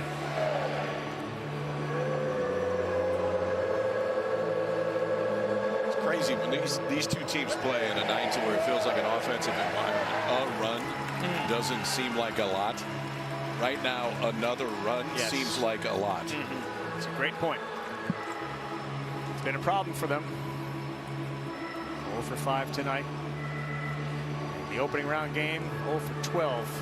They only hit this game this season. Just the one big hit can turn the whole game on its head. Newt explained, you could read his lips, slipped. Ravi, you do a lot of hoops. These guys in those big games, they sit around and hope their team catches fire from 3. Yeah. These college head coaches, big league managers, and these just somebody get a hit with burn score. You're helpless to a degree because you get these opportunities. Somebody's got to get a big situational hit. You got to give the hit sign. That's it. That's a great point. It's the time just to give the hit sign. What a moment we got here, possibly, with Koshel up, the Omaha kid who we've seen his family, his father, who's a member of the grounds crew. He grew up going to Rosenblatt, knows the history of the College World Series as well as any person playing in the College World Series. He's got a huge run down there at third and a 2-2 count, and he pops it foul and out of play. I mean, think of the conversations he's had with his family, his mom, his dad about someday I'm going to play there. This is very similar to the way you grew up, KP. Yeah, but his had been standing on this field. Yeah. I mean, standing with his dad after a game. And yeah, I saw him during the regular season. He said, I'm going to go home this year. I'm going to take him home this year. He did it. He's gone. He cannot deliver there, and that is the third out. Big pitch from Newt to go up the ladder and strike out Koshel. And there's the guy who's happier than anybody to see that happen. Bottom 6 coming up. Must win for Arkansas. They lead at 1-0.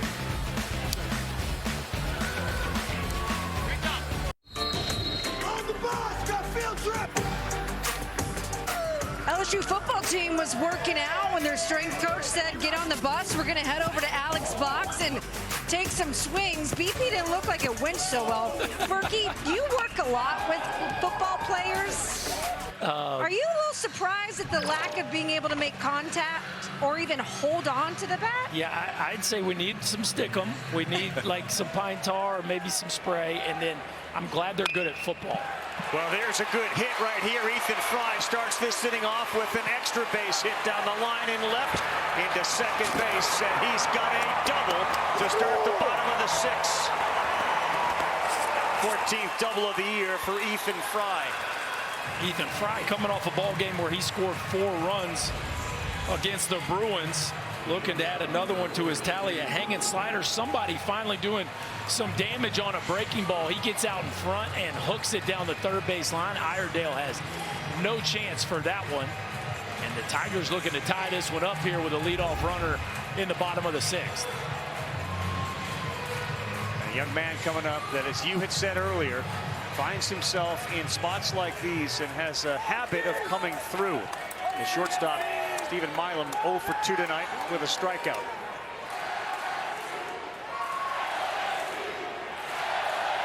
Third hit of the night. That's it for LSU.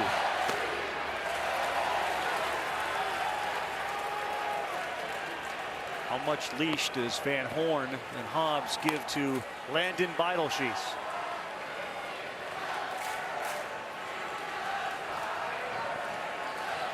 Gabe Gackel is the first to get warm this inning. Way inside that hit him. Yeah, that hit him. Milam is going to go to first. Back to second base is going to go Fry, but now it gets to be a little quicker in the minds of the pitcher. This is where the decision gets tough. It's a 1-0 game. Milam, I think, was trying to sell us a little bit that it didn't hit him because he wanted a base runner to go to third base, but clearly it does. Just glanced off the top of his shoe there, it looked like. And that'll be it. They will go to Gackel. There is no tomorrow if you don't win this one, and that is exactly why Gackel's going to come trotting in. Gackel was a stud the other night when Root struggled. He came in and was dominant.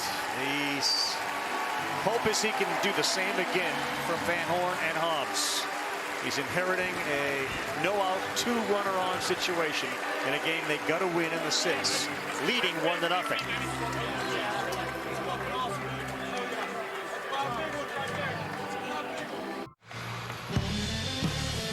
He was good, man. Beidelshees was really good today, and we said this when Zach Cowan came out, said the exact same thing for Beidelshees. If you told this Arkansas pitching staff he was going to pitch into the 6th inning, leave with the lead, they would take it every single time. Probably his best out of the entire year. First 2 reach right here, so obviously some traffic, but 9 strikeouts, walked just 1, was efficient, but now leaves it to the right-hander, who was very good against LSU earlier in this tournament. Came out of the bullpen, went 6 innings. This is their Friday night starter opening day. Gabe Gackel started the first game of the season, was a Friday guy early. Starting thing just wasn't going great. Since they've moved him to the bullpen, the stuff is elevated, the comfort is there, and he's become an elite reliever. Got his hands full here. Luis Hernandez squares, lays down a good one. It is fielded Iredale, and just getting over there in time to get his foot on the bag as Hernandez was wiped out at first. Was Robinette. They get the out to second and third, go the runners. Berger, there's a whole lot going on right here. Whole lot going on. So, is it going to be Gackel? No, it's not Gackel. Iredale gets it, and then ultimately Robinette has to beeline it back to first base. And then we've got a yard sale that follows. I cannot believe Robinette got back there, KP. I really can't believe that. Did you see his route? Koschel, they were so caught off guard by the bunt. Koschel wasn't in a position. That's his base. And Robinette, watch Robinette. He's not in a position to get back.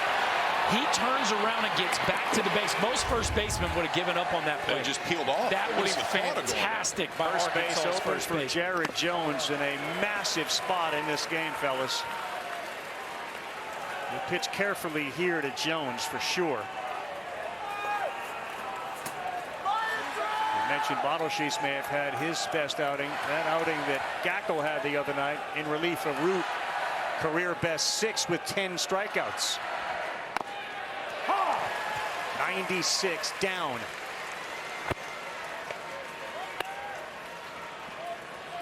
Mr. George Jones, the father of Jared Jones.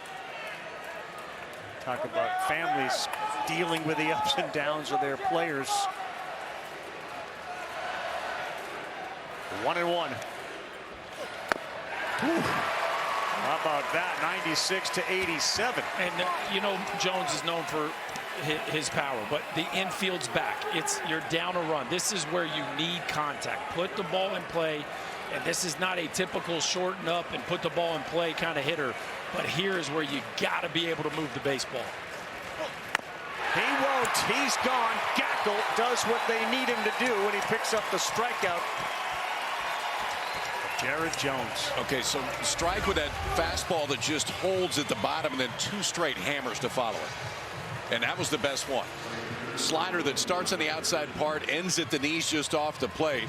Jones swings through both of them, and that'll get the left-hander fired up. 2 quick outs for Gackel. That was well done.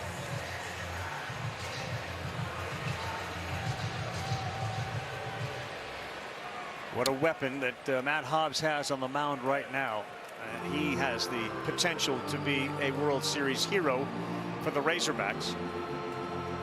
This is a conversation around left-handed hitter. You got Stanfield on deck. Like we talked about it earlier, Ryder Helfrich calls the pitches, which essentially means it's the pitcher's game, really, right? He's saying yes or no to everything that Helfrich suggests. And see Matt Hobbs having a very direct conversation. Do we want to go right after Pearson? Do we want to pitch around him? Carl, what do you want to do here? Well, I think it speaks to your stuff, and you have to be careful in these situations not to let competitiveness totally take over. Because if his stuff matches up better with a righty or a lefty, then you do that, and that's exactly what they're doing right here. Your natural instinct is I can get it. But ultimately the numbers say you have a better chance to get the right-hander on deck. Gackel's control has been outstanding after the intentional walk.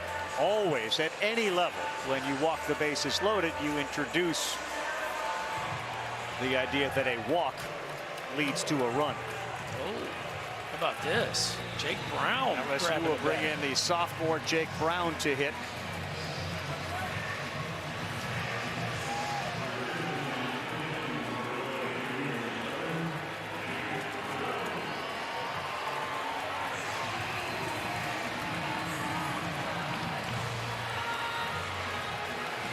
Just to frame a reference, in LSU's last game, Jake Brown hit 4th. So this is a guy you like bringing off the bench in this situation. For Stanfield with the bases loaded. Ball down. First pitch looked like a strike. Call the ball down. Ethan Fry, after the doubles, moved to 3rd. Milam got hit by a pitch.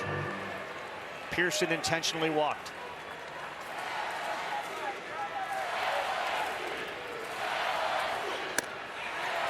Gets the call there. 96. Pressure on Gackel to even it up. 1 ball, 1 strike. I'm really surprised Jake Brown wasn't ready to swing the bat right there. That was a fastball right down Broadway in a 1-0 count. The sophomore sends this one to left center. It looks like it's going to get down, and it does. It brings in Fry and Milam, and the pinch hitter, Jake Brown, delivers. The Tigers on top 2-1. We now know what Jake Brown can do for you. That is big-time clutch hit. Slider that didn't slide. And the manager's pressing some buttons now. Yeah, he is. You walk Josh Pearson to get to the right-handed hitting Stanfield, and Jay Johnson not afraid to take his center fielder out of the ball game and use his best left-handed bullet off the bench. And what a move there by Jay Johnson to pinch hit Jake Brown, who pays it off with a 2 RBI single. And not done yet. Runners on the corners for Daniel Dickinson as Gackel gets hit.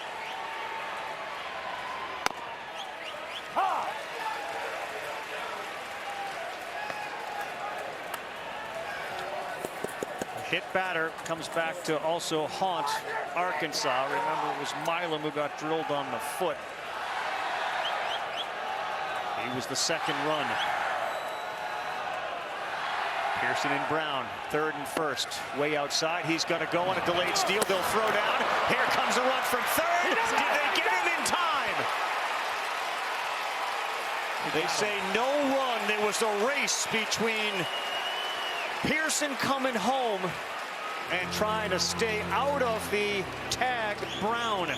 And it was close. It was very close. So Kojal's got a decision make here. Do I throw this ball home, or do I think I can tag before the runner gets there? He decides to go for it, and I think he touches him just ahead of it. Did you see the slip by Brown? Brown tried to put the brakes on, and his foot slipped. And as a result, it allowed Kojal to go back and get him a little quicker. take a look at that replay again and watch Jake Brown. When he puts the brakes on, his foot slips. So this is a called play here where they are trying to get that kind of action and banking that they can stay in the rundown long enough for the run to score.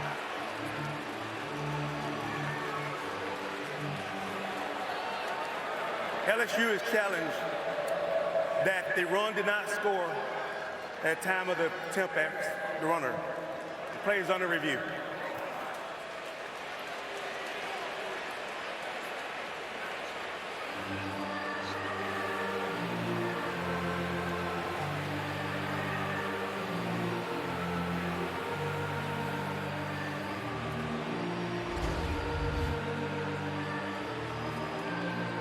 So Helfrich rips this ball, KP. He peeks and then rips it. There's the slip there by Jake Brown that allows Kojal to just get there. And the question is the glove actually on him right there? Because if it is, then it's no doubt he doesn't score.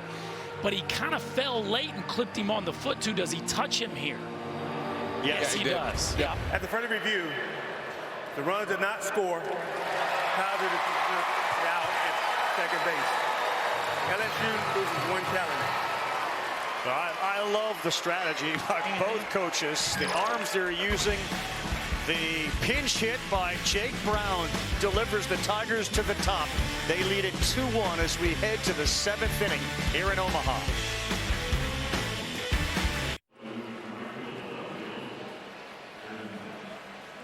A wild play that has resulted in no run scoring thanks to Kojal diving back and getting him right there as they are rolled up together. So you can see about 6 to 10 feet short of home.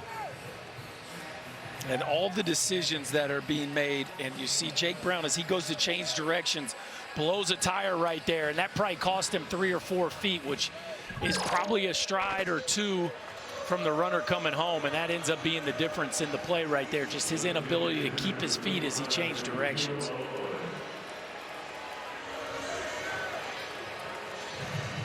Now he goes to right, and Curiel is in center. Goes to center. Yep.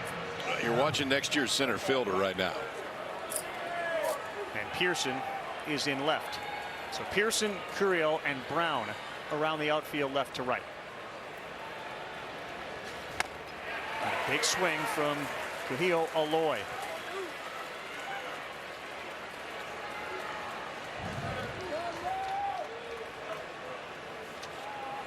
The bullpen battle is on. Outside from Root.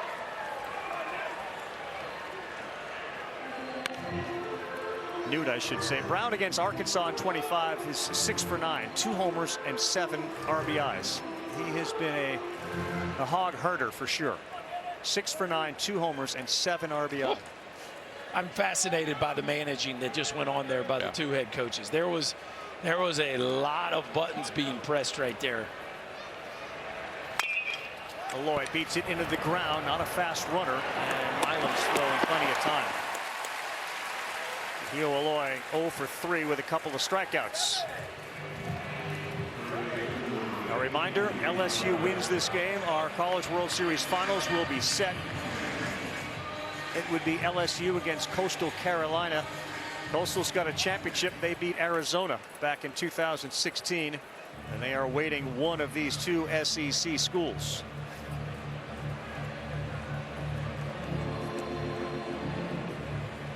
Chase Shores. Yeah, comes to get the power arm. Jaden Newt is out, and if you like 100 degrees temperatures, that's your issue. But miles per hour on an arm, come right back.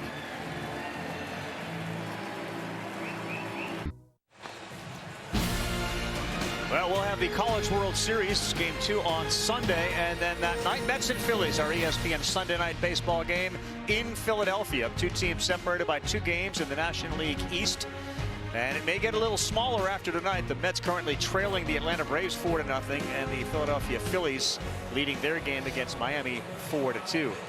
It's a major league arm on the mound in Chase Shores, guys. Yeah, he's going to run it up there. I mean, it should be 100 or north tonight for Shores. It's a big time fastball, and It's the first place everybody goes. Pretty good slider too. I think that's one thing to watch, is for that fastball to play up as much as possible. Like to see him land the slider, and now Anthony Ionson's starting to move around. This was the plan, is if LSU was ahead, Shores, Bridget to Ionson. The blood in the water, is that what you're saying? Hey man, they don't want to play tomorrow. Blood in the water. They are going to do, if they've got the lead, they're going to do everything they can to close it out right now. Well, this is a great matchup here, because you've got a guy that sitting dead red could put one out of this ballpark, and Robinette. Start him off with heat or a slider? A slider.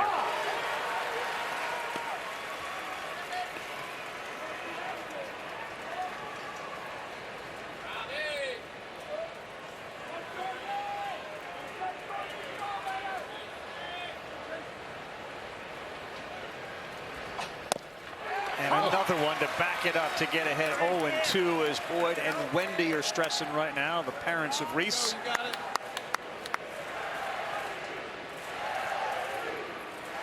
Now Chase Shores has options.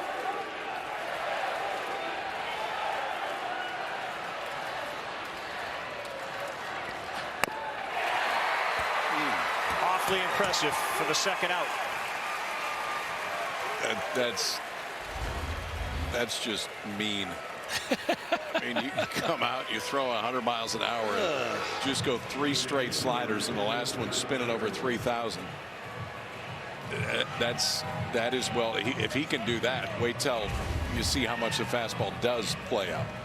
I don't know if 100 can play up, but if you're dropping sliders like that, it will.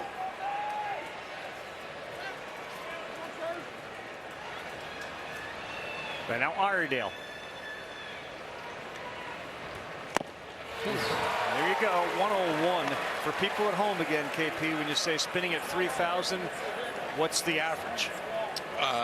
Probably 2,600. Okay. We're right in there. I mean, it's spinning. I mean, it's not as simple as just what it spins at, but if he spins it right.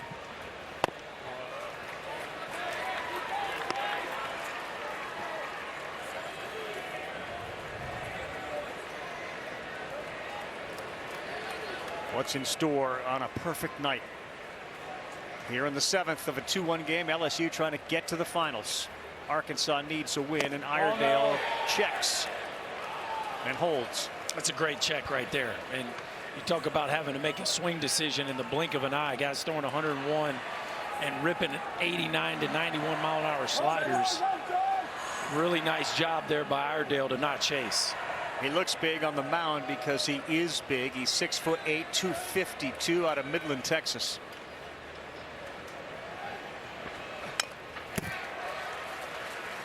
Talk about tunneling, meaning the pitch comes out of the same arm slot.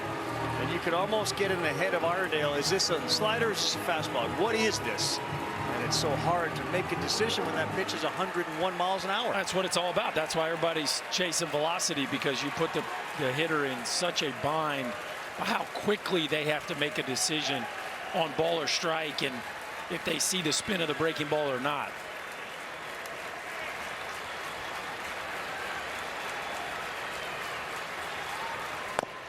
Yep. Again, the indecision, you could see it, and the hesitation on a slider. And Chase Shores lands the plane when he's called on. Just leaned on that slider. Both strikeouts on the same pitch. Chase Shores out of the bullpen at stretch time in Omaha, and the Tigers lead it 2-1.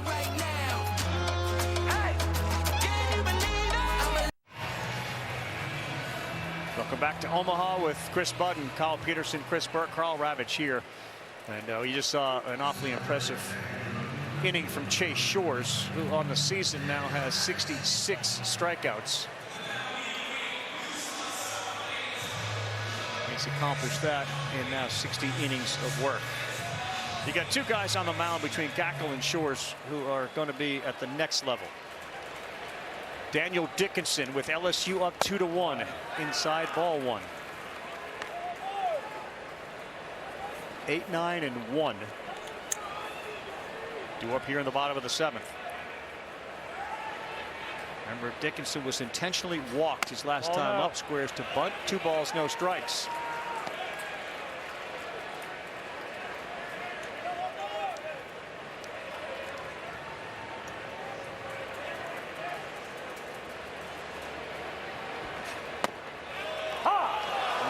strike call. Dickinson didn't think so, but it's 2 balls and 1 strike.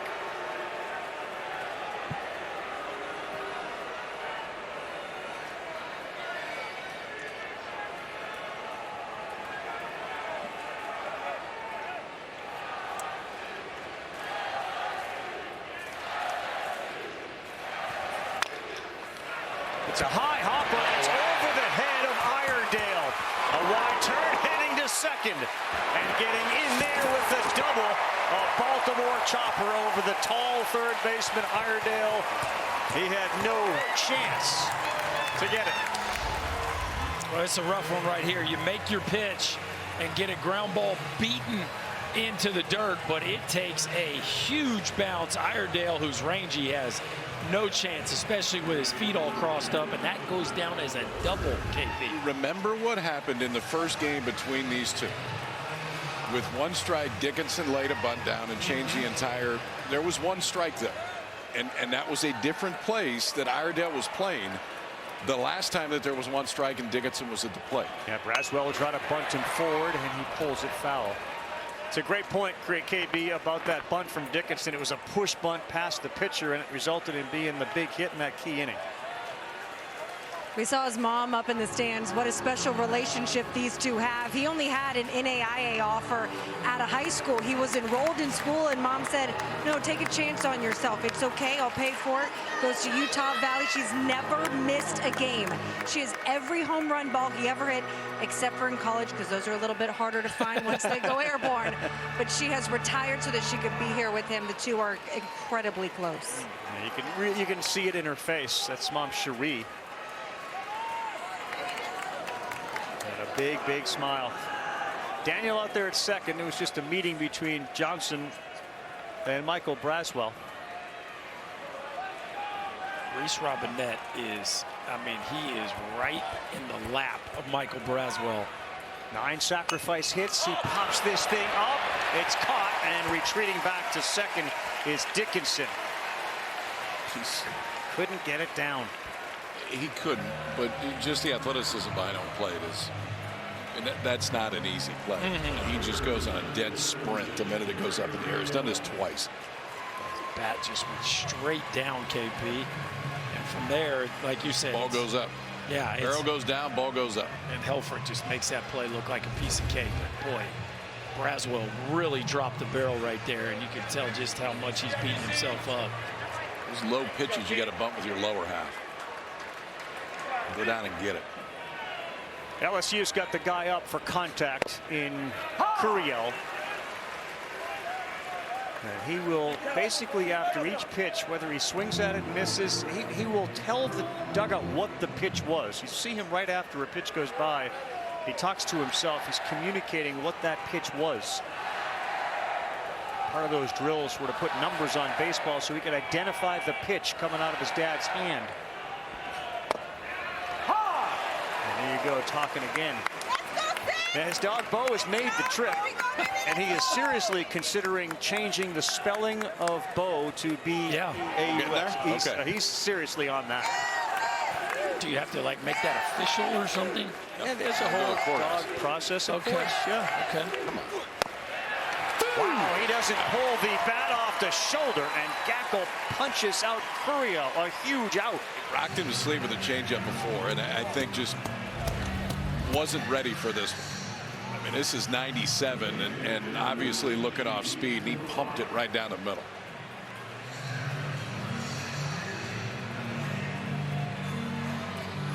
Well, obviously a huge runner standing out there at second base. Dickinson off a double. Here's Fry, who doubled his last time up. Gackel locked in here with a strike to get ahead. Helfrich does such a nice job with those pitches on the bottom outside edge. I mean, that pitch is right on the edge. He gets it for his hurler.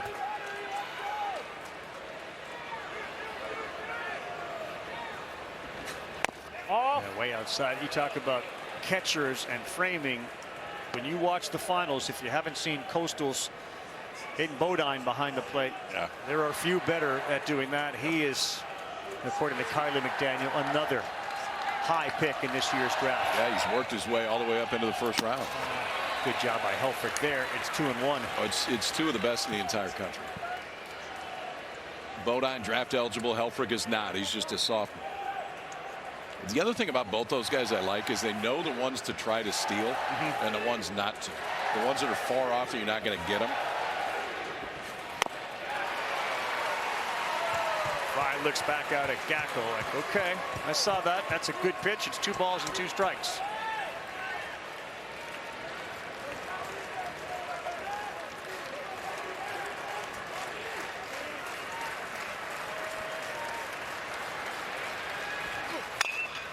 He reaches out, touches it to right towards the line, and it's going to be fouled by a few feet. A hold your breath moment for everybody here, and certainly watching on TV. Was it going to stay fair? Because nobody was going to get it, but it drifted foul. Which is good news for, let's see, which one, who's going to get it? Oh, he's taking applications. Who right we now. going with? It really is. He's. You want it? Okay, you got it. Pretty good deke. Oh, the old redirect. That was a good deke. Never mind, you get it. Back to the action for Gackel on a 2-2 and another foul. All right, KP, that's twice in a row he's thrown sliders down and away. You see Fry kind of getting his nose out over home plate. You could stick one arm side at 96, 97 with a little run. If the approach is the same way, he's going to have a hard time getting to it.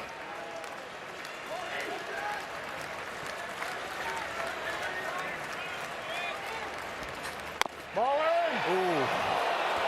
Missed location a little bit.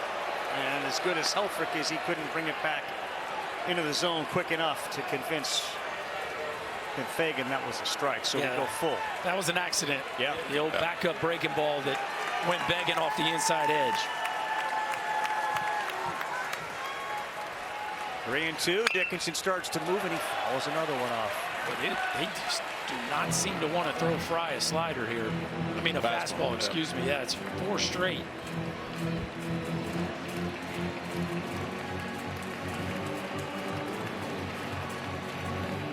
The 9th pitch of the at-bat starts to move the advantage to the hitter, having seen so many of those sliders. Dickinson is off second. 3-2 and another foul. That time it was the fastball. That was the spot. That was the spot you're looking for. And Fry did not look tardy there. Like he looked like he was ready for that at 97. And he looks pretty balanced. He looks right now. I think if you're making a pitch decision here, you better, whatever it is, you better be convicted of it. His father Ross looking on. Here it comes again. 3-2 and he chased Cheddar up top. 97 for Gackel. Oof. Shores, Gackel. We got ourselves an absolute bullpen battle and one of the best hitters in the country. Vahiva Aloy coming up. Shores coming back out. It'll be power on power when we come back to Omaha in the World Series for the 8th. Welcome back, everyone. Hope you're enjoying it as much as we are. The NCAA Men's College World Series is presented by Capital One. What's in your wallet? Yeah, the starters were unbelievable. Bible Cheese and, of course, Cowan. The big home run from Helfrich made it 1-zip. And then the pinch hit, 2 RBI, single by Brown in the 6th inning. And that is where we stand now as we welcome you back inside Charles Schwab Field, Omaha, Nebraska. And Shores, who shut the door against UCLA, is back pitching the 8th. He gets Justin Thomas Jr. to lead things off. And he swings and misses at a slider at 89.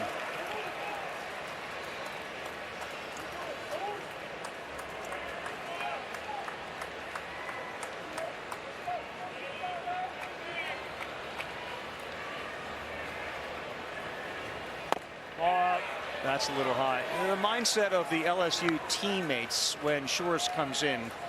Duggar handed the ball to Cooper Williams. Got a little uncomfortable against UCLA. It got 8-5. Jay Johnson made the call to the pen. Shores came in, and Williams' reaction was, I knew the game was over. we're going to win because we have that guy out there. But this one is laced into left. It's going to get down. He turned around the slider, and a very encouraging start for the Hogs in the 8th with the speedy Thomas Jr. on. That's where the depth of this lineup shows through. He's Justin so Thomas good. Jr. at the bottom. I mean, his OPS is 950 on the year. He's hitting 9th. And it looked like that time the approach was, okay, after he saw the first one, sit on the slider because he was on time and ready for that one. The LSU staff had held Arkansas to 2 solo home runs. Now 9 hits, 19 strikeouts, and 0 for 18 with runners on base. We'll keep an eye on Thomas Jr. with a healthy lead. Not going. And a swing and a miss from Davallon at 99.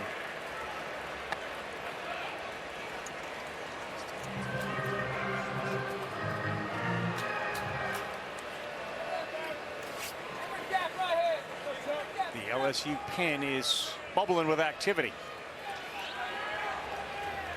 6 stolen bases on the year. Not going again. Davallon to the seats.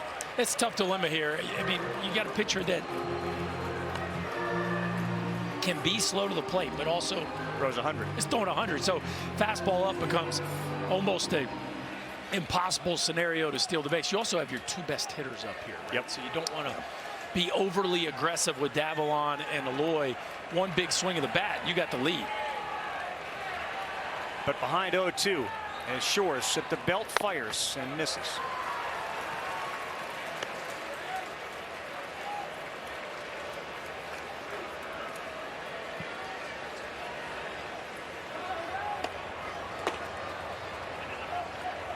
Interesting. So it's not Ianson up there now throwing the baseball. Instead, it's a lefty and a righty. And it's a 1-2 pitch. And Davallon hits it on the ground to Dickinson. He will flip, and that is all they're going to get.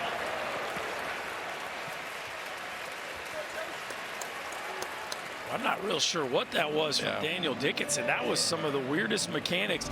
You got 2 choices here. You're either going to catch this thing and flip your hips, or you're going to backhand feed it. He does neither. He catches that thing and like steps across and throws it over. And at that point, you're not even trying to get to. And nice job there by Milam. Just put that ball in your pocket. That is not at all, I promise you, that is not at all what Jay Johnson has coached him how to turn a double play. But they get the lead out. Might not have gotten 2 anyway. Just an awkward feed there. That this may be the biggest at bat left in this game with Shores and Aloy. And the first pitch misses down. Vahiva Aloy has had a remarkable season. A finalist in the Golden Spikes, one of the best players in the country, and a high draft pick coming up in just a couple of weeks. 21 home runs, 68 runs batted in. Last night a homer and a triple. Yes, he did. We go 1 ball, 1 strike. And that thing has some serious arm side run to it when he lets it rip. That thing just exploded under the chin of Aloy there.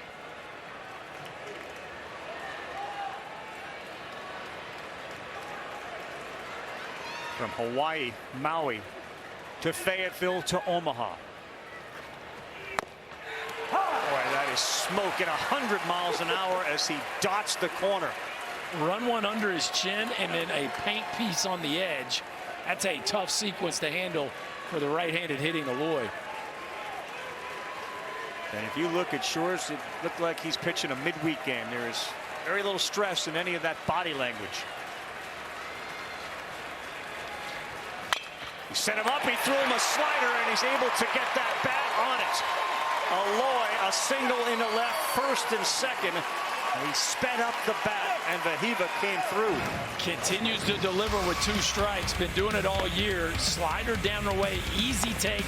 There's that fastball up and in. Then a paint on the edge, and he's back looking for that slider. Keeps his nose down, rips it into left field. Just a really nice job of covering the bottom of the zone and getting in his legs. And here come the Hogs, KP. Hey, now both hits in this inning have been on the slider. And both times they have been on time and ready for it. Fastballs, the swings have not been great. They haven't looked comfortable, but the swings on the slider this inning have looked different. A little blooper can get a run in. It's Logan Maxwell. Couple of singles already, and he swings. It's 0-1.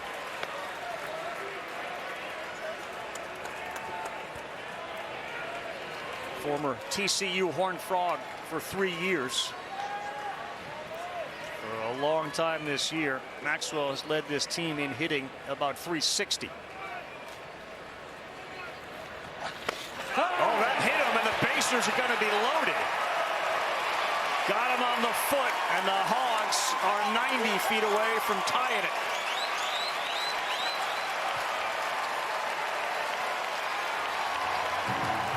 Double barrel in that LSU bullpen, and they're not just playing catch either. I feel like both that are up right now are situational for this inning. If LSU gets through this with the lead, then Ianson probably stands up and gets ready.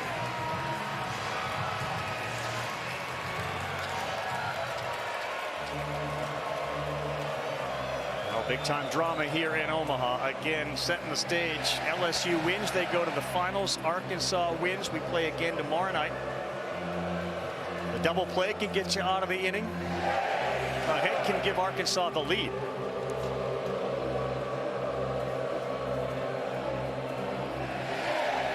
Based on what you've seen, KP, what would you do in this situation?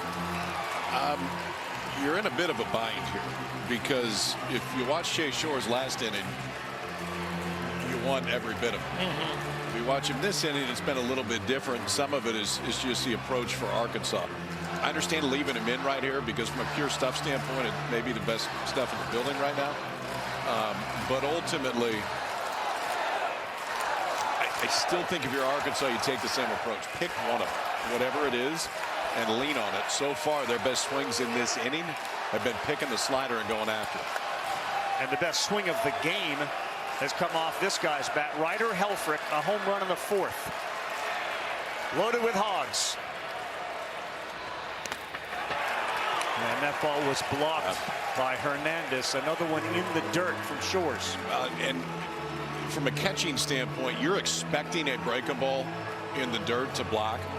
A fastball in the dirt and that far out is rare, especially at 99 miles an hour. And all you can do is just kind of drop your body on it and hope it hits you square. He caught and called the no-hitter. He's got a home run in this game.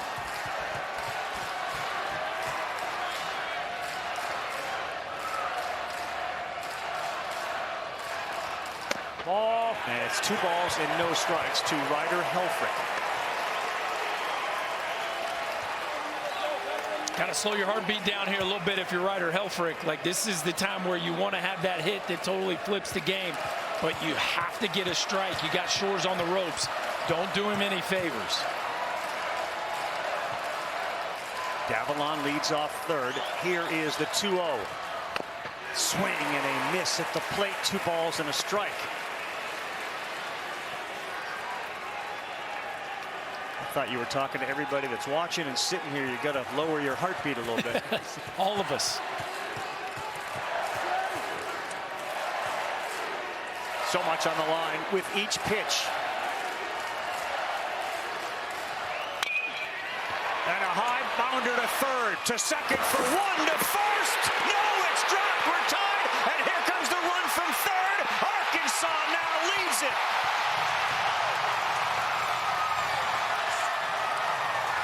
A near double play trickled off the glove of Jones, and a terrific read.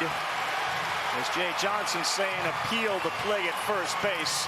But the Hogs currently have a 3-2 lead on heads-up base running. The Hiva Aloy slid across and has, to this point, put Arkansas up by a run. I think he wants to appeal the slide at second. I think that's the only thing he can. Yeah. This Jay Johnson just seeing if there was. You got to try that here. Yeah. LSU is challenging the forced play slide rule at second base. This play is under review. So again, the key on this is, does the runner on first going into second go directly into the base? And if you go directly into the base, you could go through it. Oh, it's a head-first slide. Yeah, there's no. Yeah, that's enough. There's no chance. But to your point, you got to try. Yeah, but he ran out. Well, I don't. Yeah, if he's sliding head first or not. I get it. Guys, Bear Jones just whiffs this one here. This ball's in the air. Like, Bear Jones just doesn't catch it, and you got to give Aloy a ton of credit. And Bobby Wernes over there at third base, that ball did not get that far away from him. See Bobby Wernes after that? After Aloy scored? He looked like he was still playing. Yeah. Like that was fired up. Yeah, I mean, that's his spot as a third base coach that you've got to, a chance to affect the outcome of the play.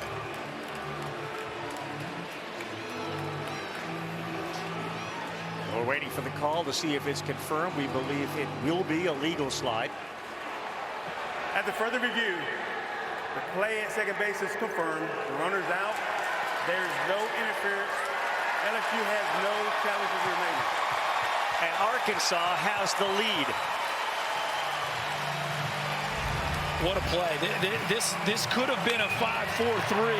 Braswell to Dickinson, and Dickinson makes a decent feed. I think he's going to be out, and Bear Jones just whiffs it. Aloy puts the gas pedal down. Bobby Wernes, the third base coach, sending him the whole way. And the Hogs take the lead on a ground ball to third, Jaw. Not exactly how you draw it up, but works just the same.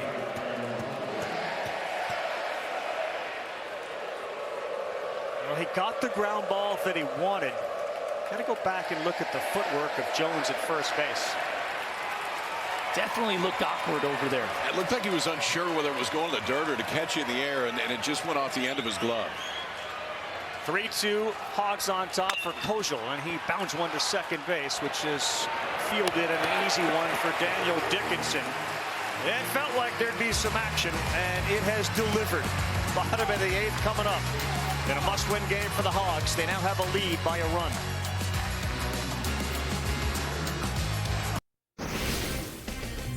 Hello, I'm Scott Van Pelt, getting set for SportsCenter. We'll have post-game reaction on the way from Omaha from this one. Also, we're going to check out the highlights out west. Rafael Devers, Shohei Ohtani. Big news ahead of Game 6 in the NBA Finals. Tyrese Halliburton, will he or won't he be able to go?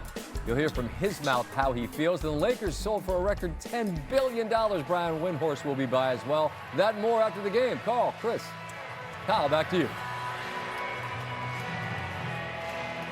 All right, SVP, thank you.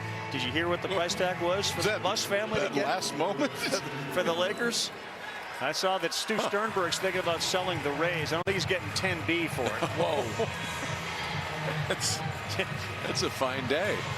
Like somebody calling and saying, so you're willing to sell your house? Yeah, for $10 billion. Okay, sure. $10 billion sold. No, 10B, yes.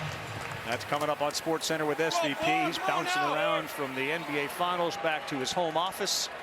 And now back here in Omaha. What a game. Arkansas regained the lead 3-2.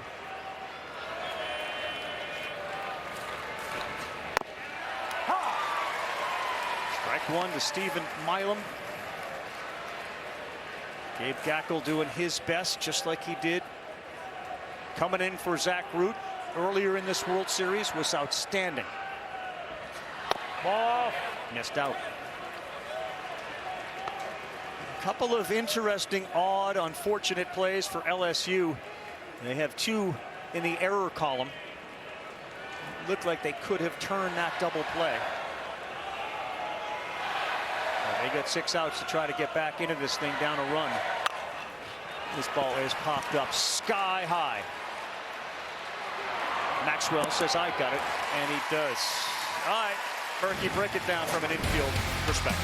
Well, just a rough inning for LSU. A couple chances. Dickinson gets his feet all tied up there. Doesn't backhand flip. Doesn't flip his hips. And then a weird stretch and finish here by Jared Jones on a ball you expect him to catch, where Behiva Aloy ends up coming around to score. And an inning where Arkansas didn't slug at all. Right. They are able to tack on 2 and take the lead here late in this ball game. Hit batter in that inning as well. Right down the middle at 96.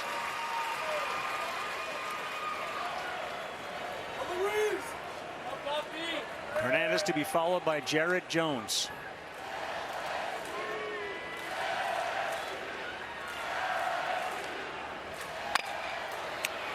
Aloy backs up, fields cleanly, throws a strike, and there are 2 down. not upset about the current situation. The Chanticleers. If this ends with Arkansas winning, then you go into a likely use. I guess Ianson starts, right? So that's a pitcher that's off the board. Well, and Cade Anderson's going to be available. I mean, he'd be on big league rest tomorrow. Sure.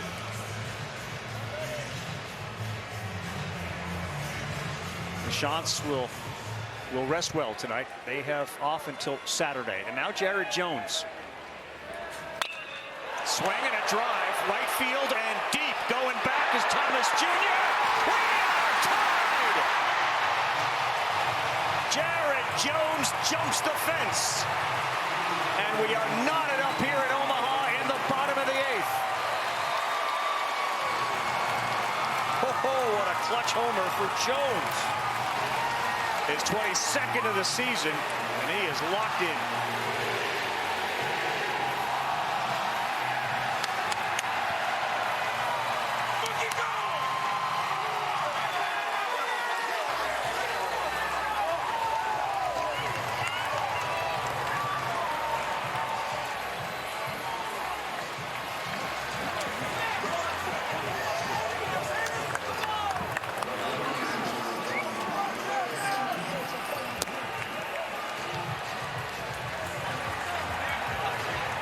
Serious about clutch home runs.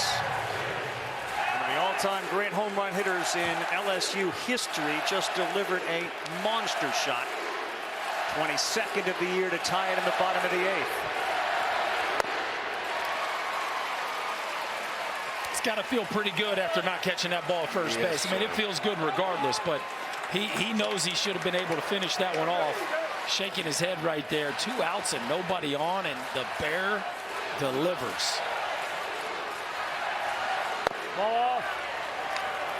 You know, the wind that we talked about early in the game has kind of died. That's just strength right there. It's similar to the home run he hit the other night. It was blowing out much harder than it is currently, but a huge home run in the history of LSU.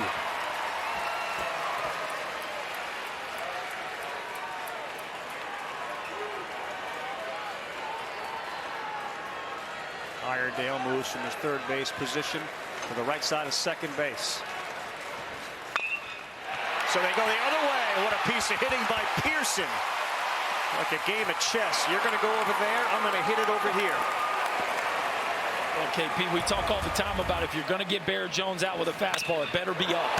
That one is not. A fastball just above the knees. And you talk about a man who knows his yard. Enough juice to run it out here to the backside gap and just stroll around the bases with no concern about that one staying in the yard. And you know the Tigers love it, especially Mama Bear. LSU has locked this one up. How about the look on his face? Yep. Running down to first base. A combination of probably a little bit of relief and then just pure excitement about one swing tying it up. Strike one to Jake Brown, who had the big hit, knocked in 2 in the 6th inning. Now, exactly the type of game that you would expect in a must-win situation for Arkansas, and a ticket puncher for LSU if they win to the finals.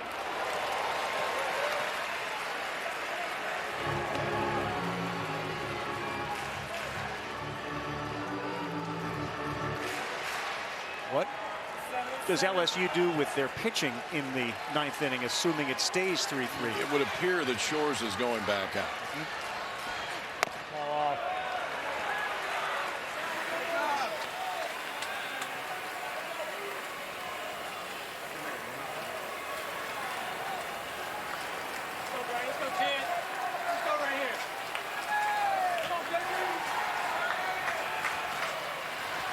Only one man sitting on the LSU bench.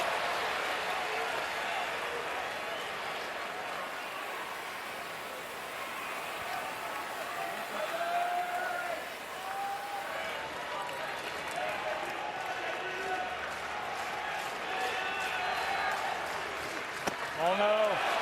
Count goes full to Brown. On Gackel's 44th pitch of the night.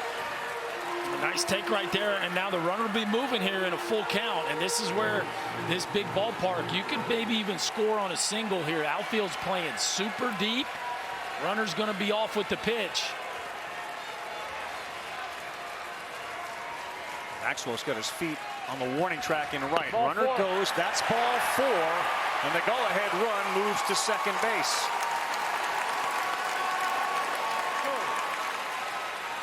Gackle's got to be nearing the end of his rope. I mean, let's not forget, he threw 90 pitches. 90 pitches, 6 innings just 3 this days is on ago. 3 days rest. Right.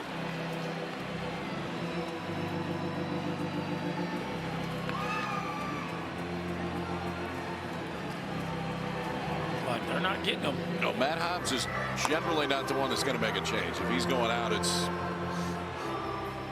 usually to have a discussion as opposed to point down that bullpen.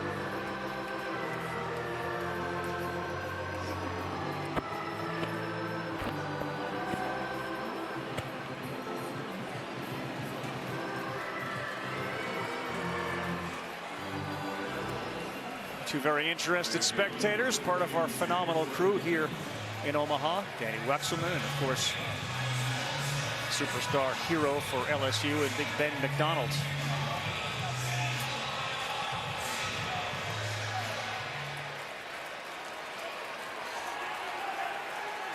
Daniel Dickinson. When they got to the Supers, he said, "This is the reason I came to LSU."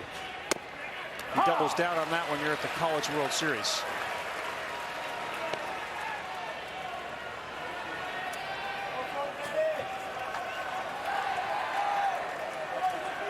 Pearson, go-ahead run at second base.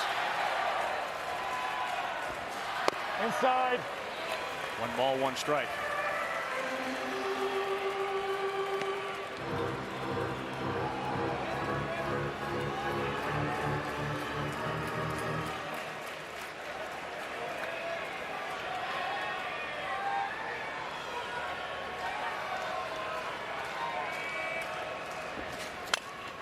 Good swing at it. Dickinson, his method of learning to perfect the art of hitting. 2 strings attached to a pole with each a tennis ball and swing at each of them as they're coming at you. Mom and Dad encouraging him the entire way. And now here he is on the biggest stage with a chance to give the Tigers the lead on a 1-2. Outside, 2-2.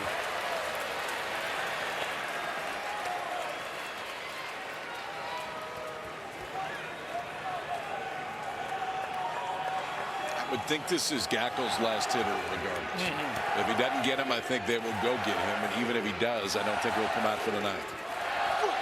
And you can hear him for the first time grunt on 97, and he missed to go full 3-2. Yeah, the command definitely has seemed a little wobbly here down the stretch. Does he have one more good bullet in him? He's reaching down as deep as he can. 3-2, 2 outs. And he did reach back and fire a fastball past the swing of Dickinson. But it was the swing of Jared Jones that changed everything. The Bear delivering in the biggest of moments. A bomb to right center field. Turning a 1-run deficit into a tie ball game. We're locked up, folks. Headed to the 9th.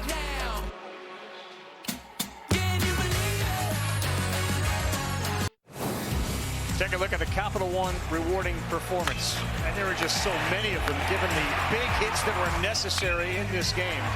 Arkansas got themselves a lead. A little shaky infield play right there, but guess what? After Aloy touched home, the guy at first base who had that one go off his glove made sure the one he hit would never end up in the glove. A game-time 3-run blast after Arkansas got 2 in the top. LSU plates 1. Gabe Gackle very, very frustrated with the end result of the homer. Needless to say, we are back to square one. 3-3 going to the 9th inning. Kahio Aloy. Shore stays in. It seems he's been late.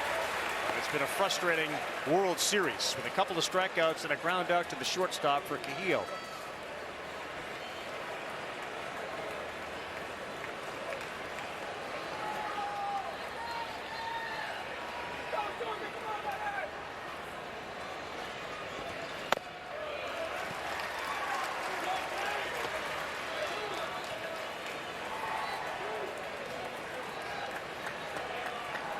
Likely be the starting right fielder for Arkansas next year. He's got a terrific arm. He started at BYU, then joined his brother, obviously, in Arkansas.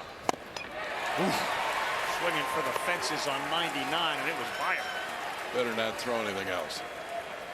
Stay with it. Yeah, you throw a slider right now, I think you give him a chance. I mean, that is very well located arm side, and it has a ton of run. On the ground, Milam, nice play, and he's able to get the out. That time Jared Jones swatched it into his glove like he was playing egg catch. He wasn't going to let that by him or break. He kind of waited as long as he could right there. Milam's got a range a long ways glove side, then throw it on the run. Bear's got to go get it. He's kind of going to let that one travel and then pop the bare hand in there just to make sense. The claw finishes it off right now. The Bear with the claw right at the end. Cover this bad boy right up. Yeah. You don't see a lot of two-handed picks over at first, but hey. You do an inning after what just happened. Right. It's an out. Shores and Robinette. Feeling really, really good, and that is easy 101-mile-an-hour velocity.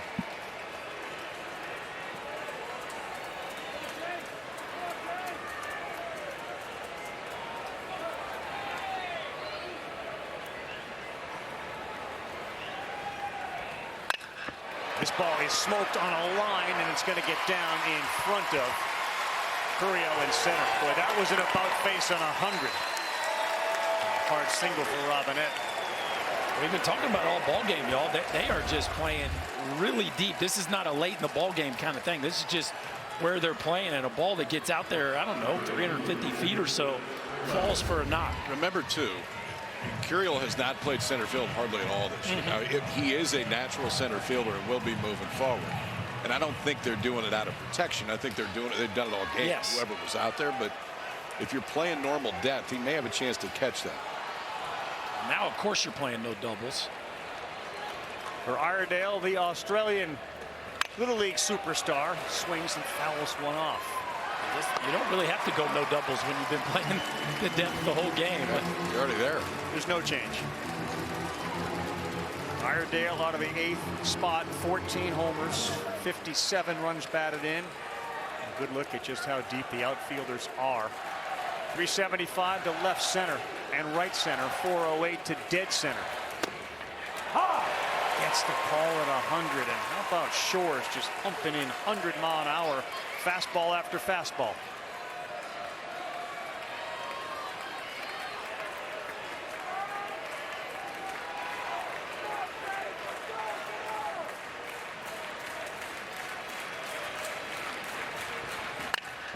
This ball is hit well. It looks like it's destined for the gap. It gets down. Robinette goes to third, breaks her on, and a double off the bat of Brent Iredale. And the Hogs are knocking at the door here in the 9th. Well, that's one of the reasons you play deep. If it gets to the wall, that game is now not tied anymore. Because Curiel could go get it. That ball's getting by your left fielder regardless. But if Curiel's not playing that deep, it's got a chance to get all the way to the wall. And Arkansas has the lead right there. But Curiel takes the deeper route just to make sure that he's essentially the backup man in this. Is able to get to it and at least hold the base runners in second and third. But now, as Jay Johnson walks out, you would expect they're going to bring the infield in. Justin Thomas Jr. due up. He's been on fire with bat-to-ball skills. You're right, the infield will be in. We will be getting a new pitcher coming into the game for LSU. They're going to bring in the right-hander, Jacob Myers, coming into this one for LSU. Arkansas's got runners in scoring position. There's only one out. Looking to regain a lead in a back-and-forth battle here in Omaha.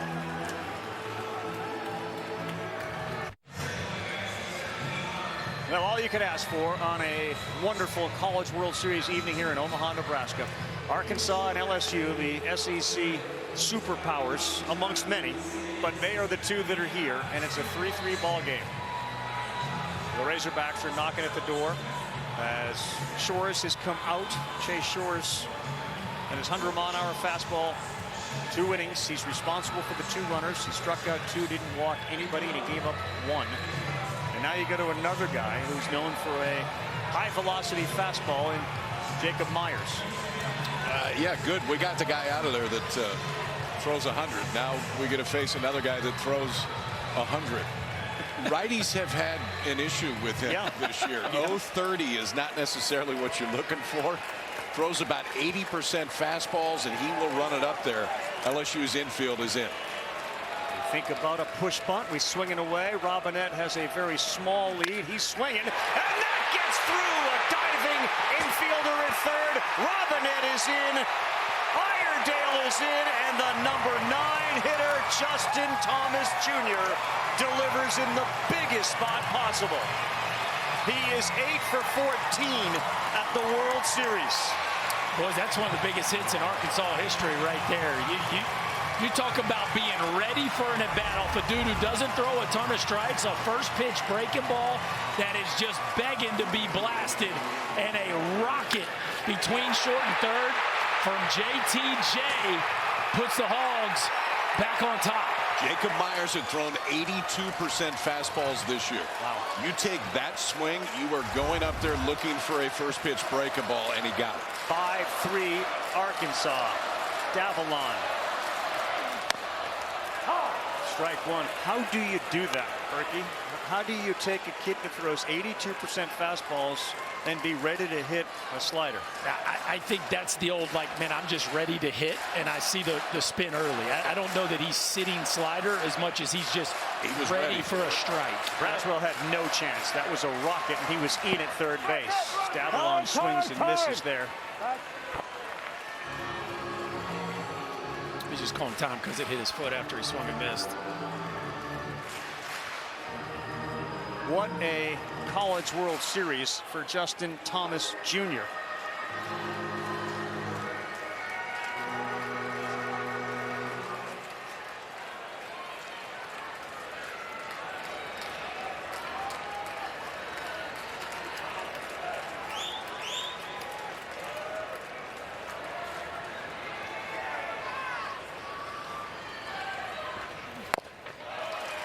Down.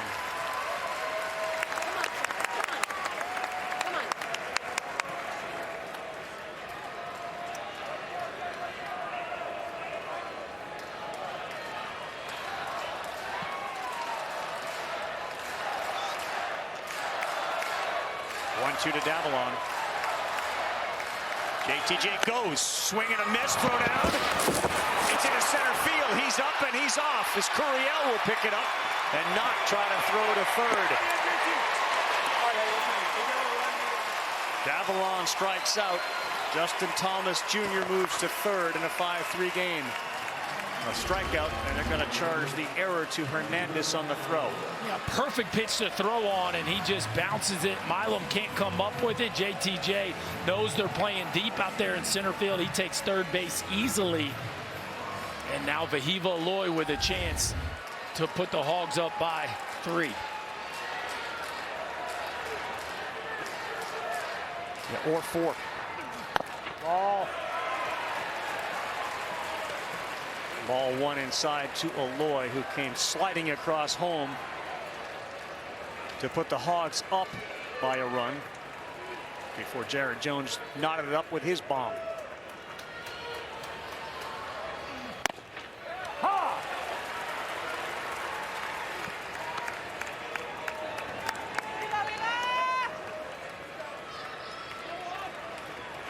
Justin Thomas Jr. with the 8 hits, tied for the most at the College World Series. Oof, slider, he was way off there. Louisville's neighbors had 8 hits. Both of them are 9-hole hitters. Those are the 2 leaders in hits in Omaha. You never know.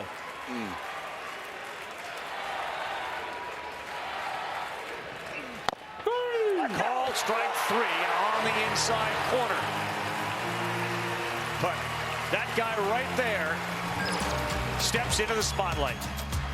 Justin Thomas Jr. had 2 on, and on one pitch changed the game. Does LSU have a comeback in him in the ninth?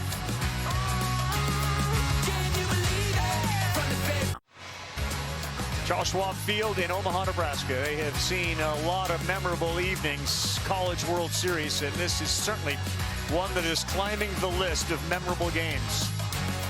About 4 runs for Arkansas in the 8th and 9th after scoring 1 up until that point. LSU rallied. They got a 2-1 lead.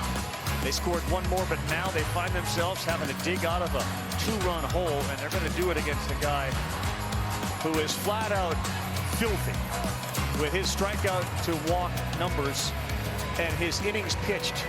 That's Cole Gibler. 28 plus innings, 56 strikeouts. Those numbers are accurate, by the way. That actually has happened for the freshman left-hander that year. That's almost 18 strikeouts for 9 innings. That doesn't really happen. He's only walked 11. Slider is the big one. When you see it, it doesn't really look like a slider, but he calls it a slider, and they don't hit it very often. Freshman at a big spot who has just 1 save this year. A reminder one more time, Coastal Carolina is, I mean, if you could imagine a lounge chair, a little sandwich, whatever you want to chill out. They won. They haven't lost yet. They don't play again until Saturday, and they're watching these 2 behemoths just pound each other and use some arms. If Arkansas hangs on, we'll be right back here on a Thursday night, the only game of the day, as John Pearson will step in as a pinch hitter, a freshman, looking to do some significant damage. And he's likely going to see this pitch that these guys were talking about. It's hard to describe. He bats in the 9 spot.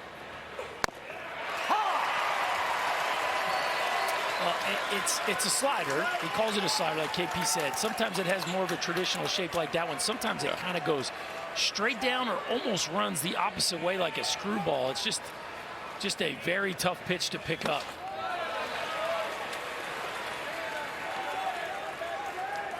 One ball, 1 strike. So it's been Gackle and then Gibler with a whole bunch of arms still available should there be a game tomorrow night out of that pen. 1-1 of the freshman. Almost hit him.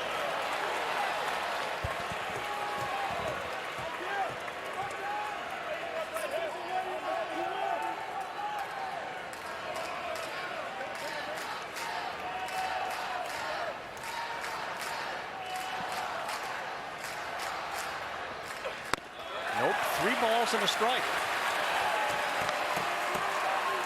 Pretty big spot right here for a freshman, KP. This is not something that you necessarily can prepare yourself for. You got to get in there and lock in 1 pitch at a time. A little wobbly here to start. Big pitch. Yes, on the inside corner to go 3-2. Gibler came to Arkansas with a stated goal of not only learning from Hobbs and wanting to be as good as Hagen Smith, he said he wanted to be better than Hagen Smith. Of course, the great left-hander. He comes back and goes with the strikeout of Pearson. And that gets lost a little bit with Gibler. There's some giddy up too, and there's some ride. But it's 92, 93, and those last 2 we saw it. Couldn't find a slider consistently. 3-1 count goes heater to strike out Pearson and start the 9th. That might slow the heartbeat down a little bit. Big time comeback right there in that count.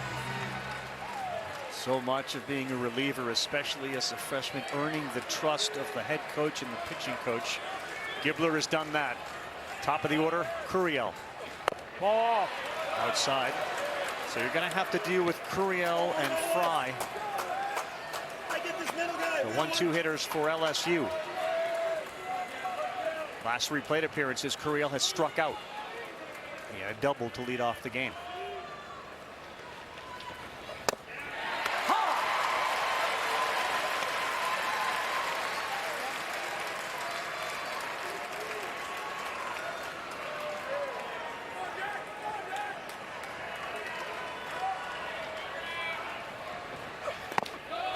In the dirt. always the conversation about the modern day hitter and the challenges they faced, and not necessarily the hitters from years back did. The idea that you faced Beitelgeuse, and then you had to face Gackel, and now you go back to a lefty who throws another array of funky pitches. You're not seeing one guy, you're seeing three. And you don't get Curiel to go out of the zone very much in a 2-1 count. That shows you how good that slider can be.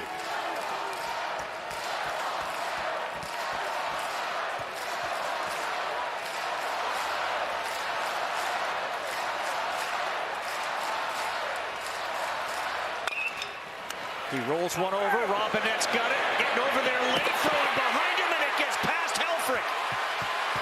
And Curiel is going to go to second base. Robinette, he roamed a little bit too far there, and late getting over was the freshman Gibbler. He had no chance. No, he was a step late getting off. So left-handers are going to fall to the third base side anyway. You can see that scissor kick gets him there. Now to the backhand side, it's got to be a perfect throw right by Robinette to have a chance, even if it is.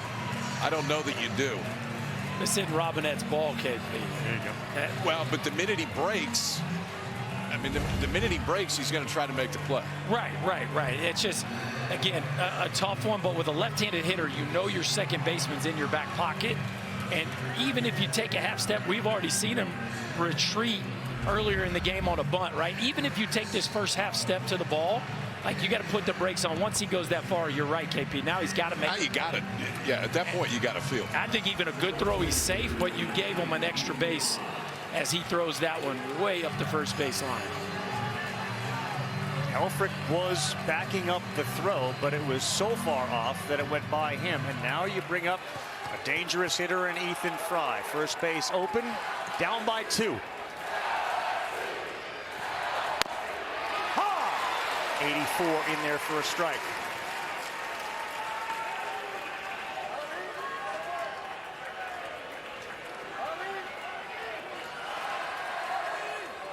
Fry had a ringing double in the 6th, and he scored a run.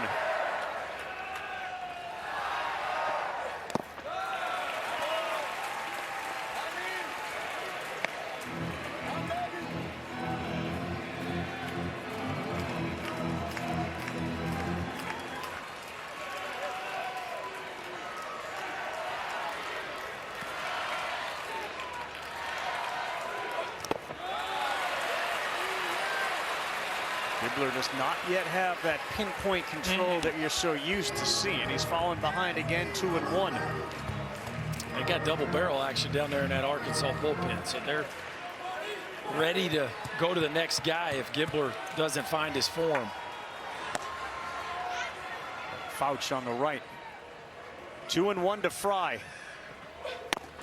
3 balls and a strike, and it wasn't a competitive pitch.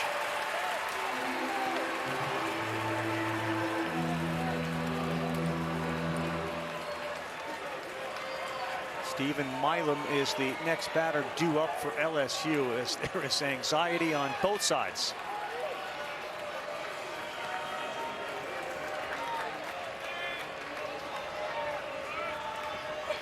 Oh, did he go? No, and the walk will bring the winning run to the plate.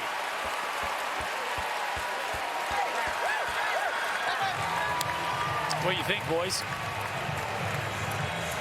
I think some of it is, do you want Milam from the right side of the plate, or do you want Milam from the left side of the plate? He's better from the left side. The right side is definitely his weaker side. That's why he's staying in. The 2 right-handers down there in the bullpen, Fouch and Jimenez.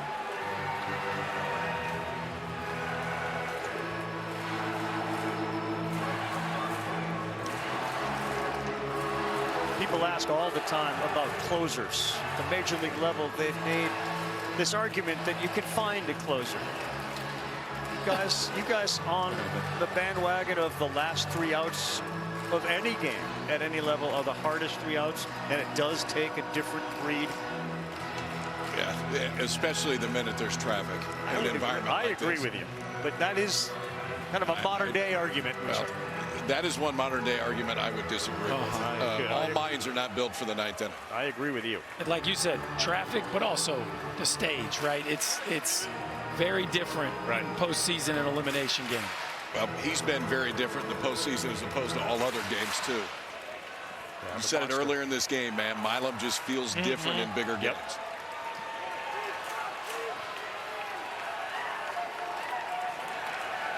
Well, it's all on the line here. If LSU can somehow come back and get a win, they'll move on to the College World Series Finals, trying to win their second in just a couple of years. Arkansas has not yet won a championship, and they need to force a game tomorrow night. It's loud in here, as you can see Gibler covering his ear to get the call on the pitch call. He lands one at 84 for a strike to get ahead of Milam. We talked about the splits. It's about 70 points difference facing lefties than righties. So Milam again, multiple hits in both of the College World Series games, and tonight just a hit by pitch and 0 for 3. Doesn't have that hit yet. This time he beats it into the ground. Aloy will go to third, and he gets the out. Did they have a chance to get two? He went to third to get the lead runner, foregoed any chance of a double play. Yes, they had a chance to get two. They're turning two on this ball, KP. Like, to me, this is a no-doubter. 6-4-3. I mean, look where Milam wasn't even at the runner's lane when Fahiva decides to throw this ball to third base. Look where he's at when he decides. He's not even in the picture. That one really surprises me. That ends the game.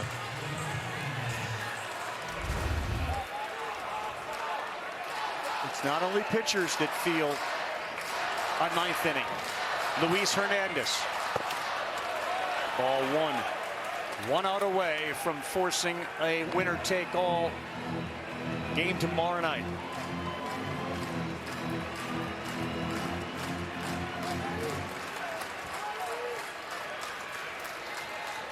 Gibler wants a new baseball.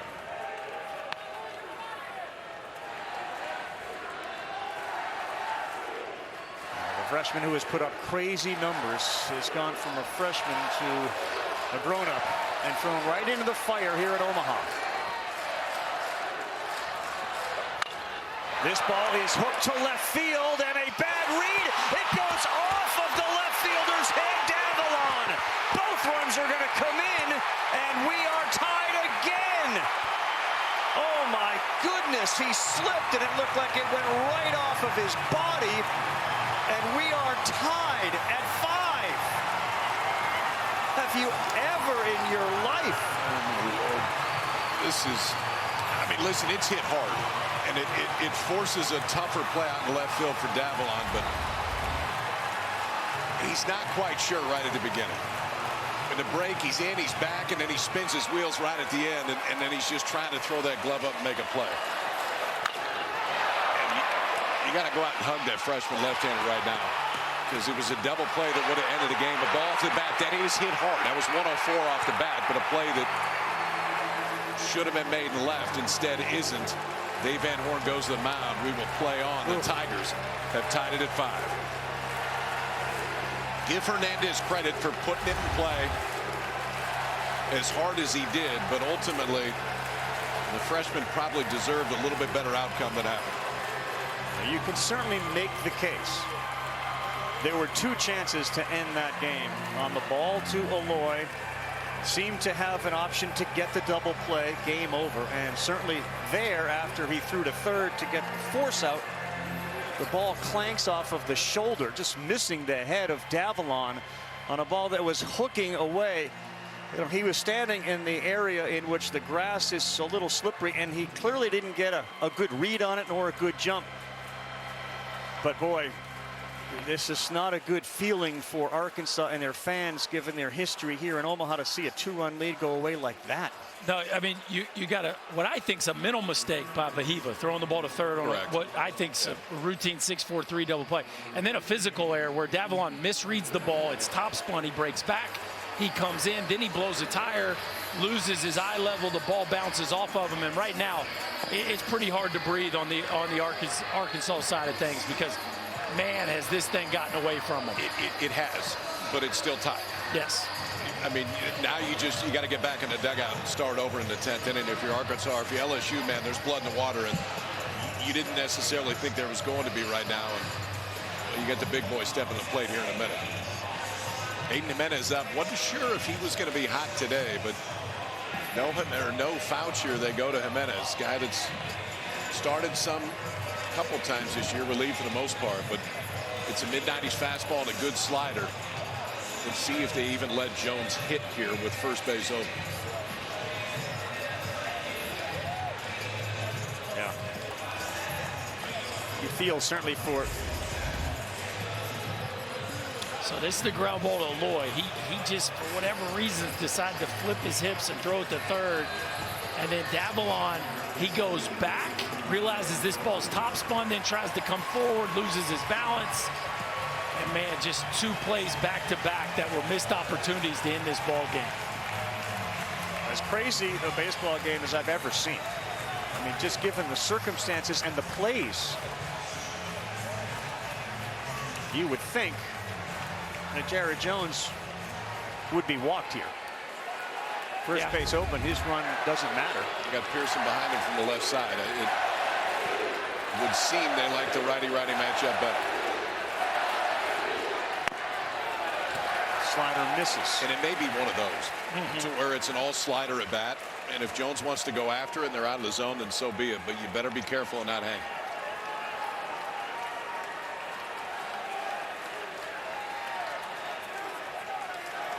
Jared Jones with a chance to put the Tigers into the finals. Well, it was close enough that he got a good swing at it, but he fouled it off. Jared Jones hit what at the time was a massive home run, his 22nd of the season in the 8th inning.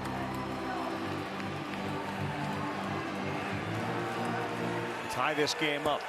And since then, both teams 2 runs each in the 9th. 3 errors for LSU, 1 for Arkansas. 1-1 to Jones.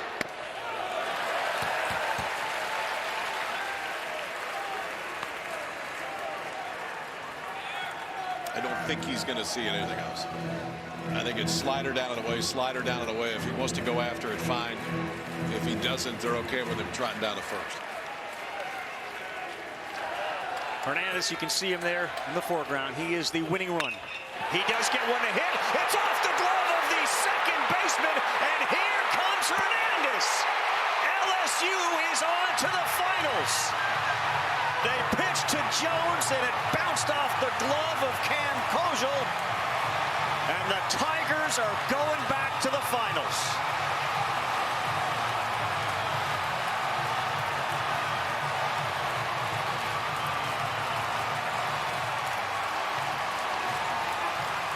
And the curse of Omaha strikes the Hogs again.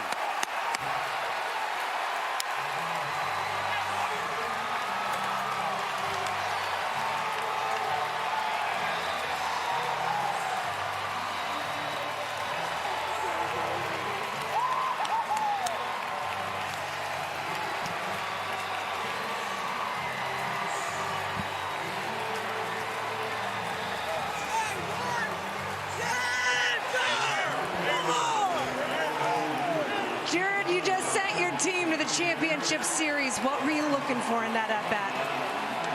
I don't know. Ball that I could hit. You know, that's all I cared about. When he run right there on second base, God is good. How would you describe what happened in the bottom of the 9th? LSU baseball. I can't explain it. It's been the most magical 3 years of my life. It's just unbelievable. You got to be a part of this team in 2023, but now you play this vital role for this team. What is it meant to be able to propel your team to the championship series and 2 wins away from another national championship? It's unbelievable. And we were here, 2 years ago, tie ball game, bottom of the 9th. Tommy White hit a walk-off homer. So, I mean, it's unbelievable. Congratulations. We'll see you in a couple days. Thank you. All right, KB, thank you very much. The Arkansas players out there to console Davalon, who is devastated. And how about this one off the glove? Yeah, it just, it's amazing if you go back and look at this inning, how many what-ifs there were. If you were Arkansas, and then ultimately for LSU, just keep putting a bat on it and see what happens. And 3 different times it looked like a play could have been made that would have ended, well, in this case, not ended the game, but kept it going. And instead, Jones got another slider. He got 4 in a row, and the last one he got was in a spot he could get enough barrel on it to just get it past the outstretched glove of Cam Kojal and end it. And congratulations to LSU. What a comeback. But, man, your heart just has to hurt for the Arkansas Razorbacks. What a team. What a season. And just a brutal way to finish it. 0-5 all-time in Omaha against LSU. And for Arkansas Razorback fans, you think back to the ball they didn't catch down the right field line, which would have helped them win a World Series a few years ago. And now you're going to look back on this inning as one of the wildest innings we've ever seen on a baseball field. We will see you tomorrow. We will not see you tomorrow night. We'll see you Saturday for Game 1 of the finals. For Kyle Peterson, Chris Burke, Chris Budden, I'm Carl Ravitch, all in shock as we send it to SVP. Remarkable in Omaha.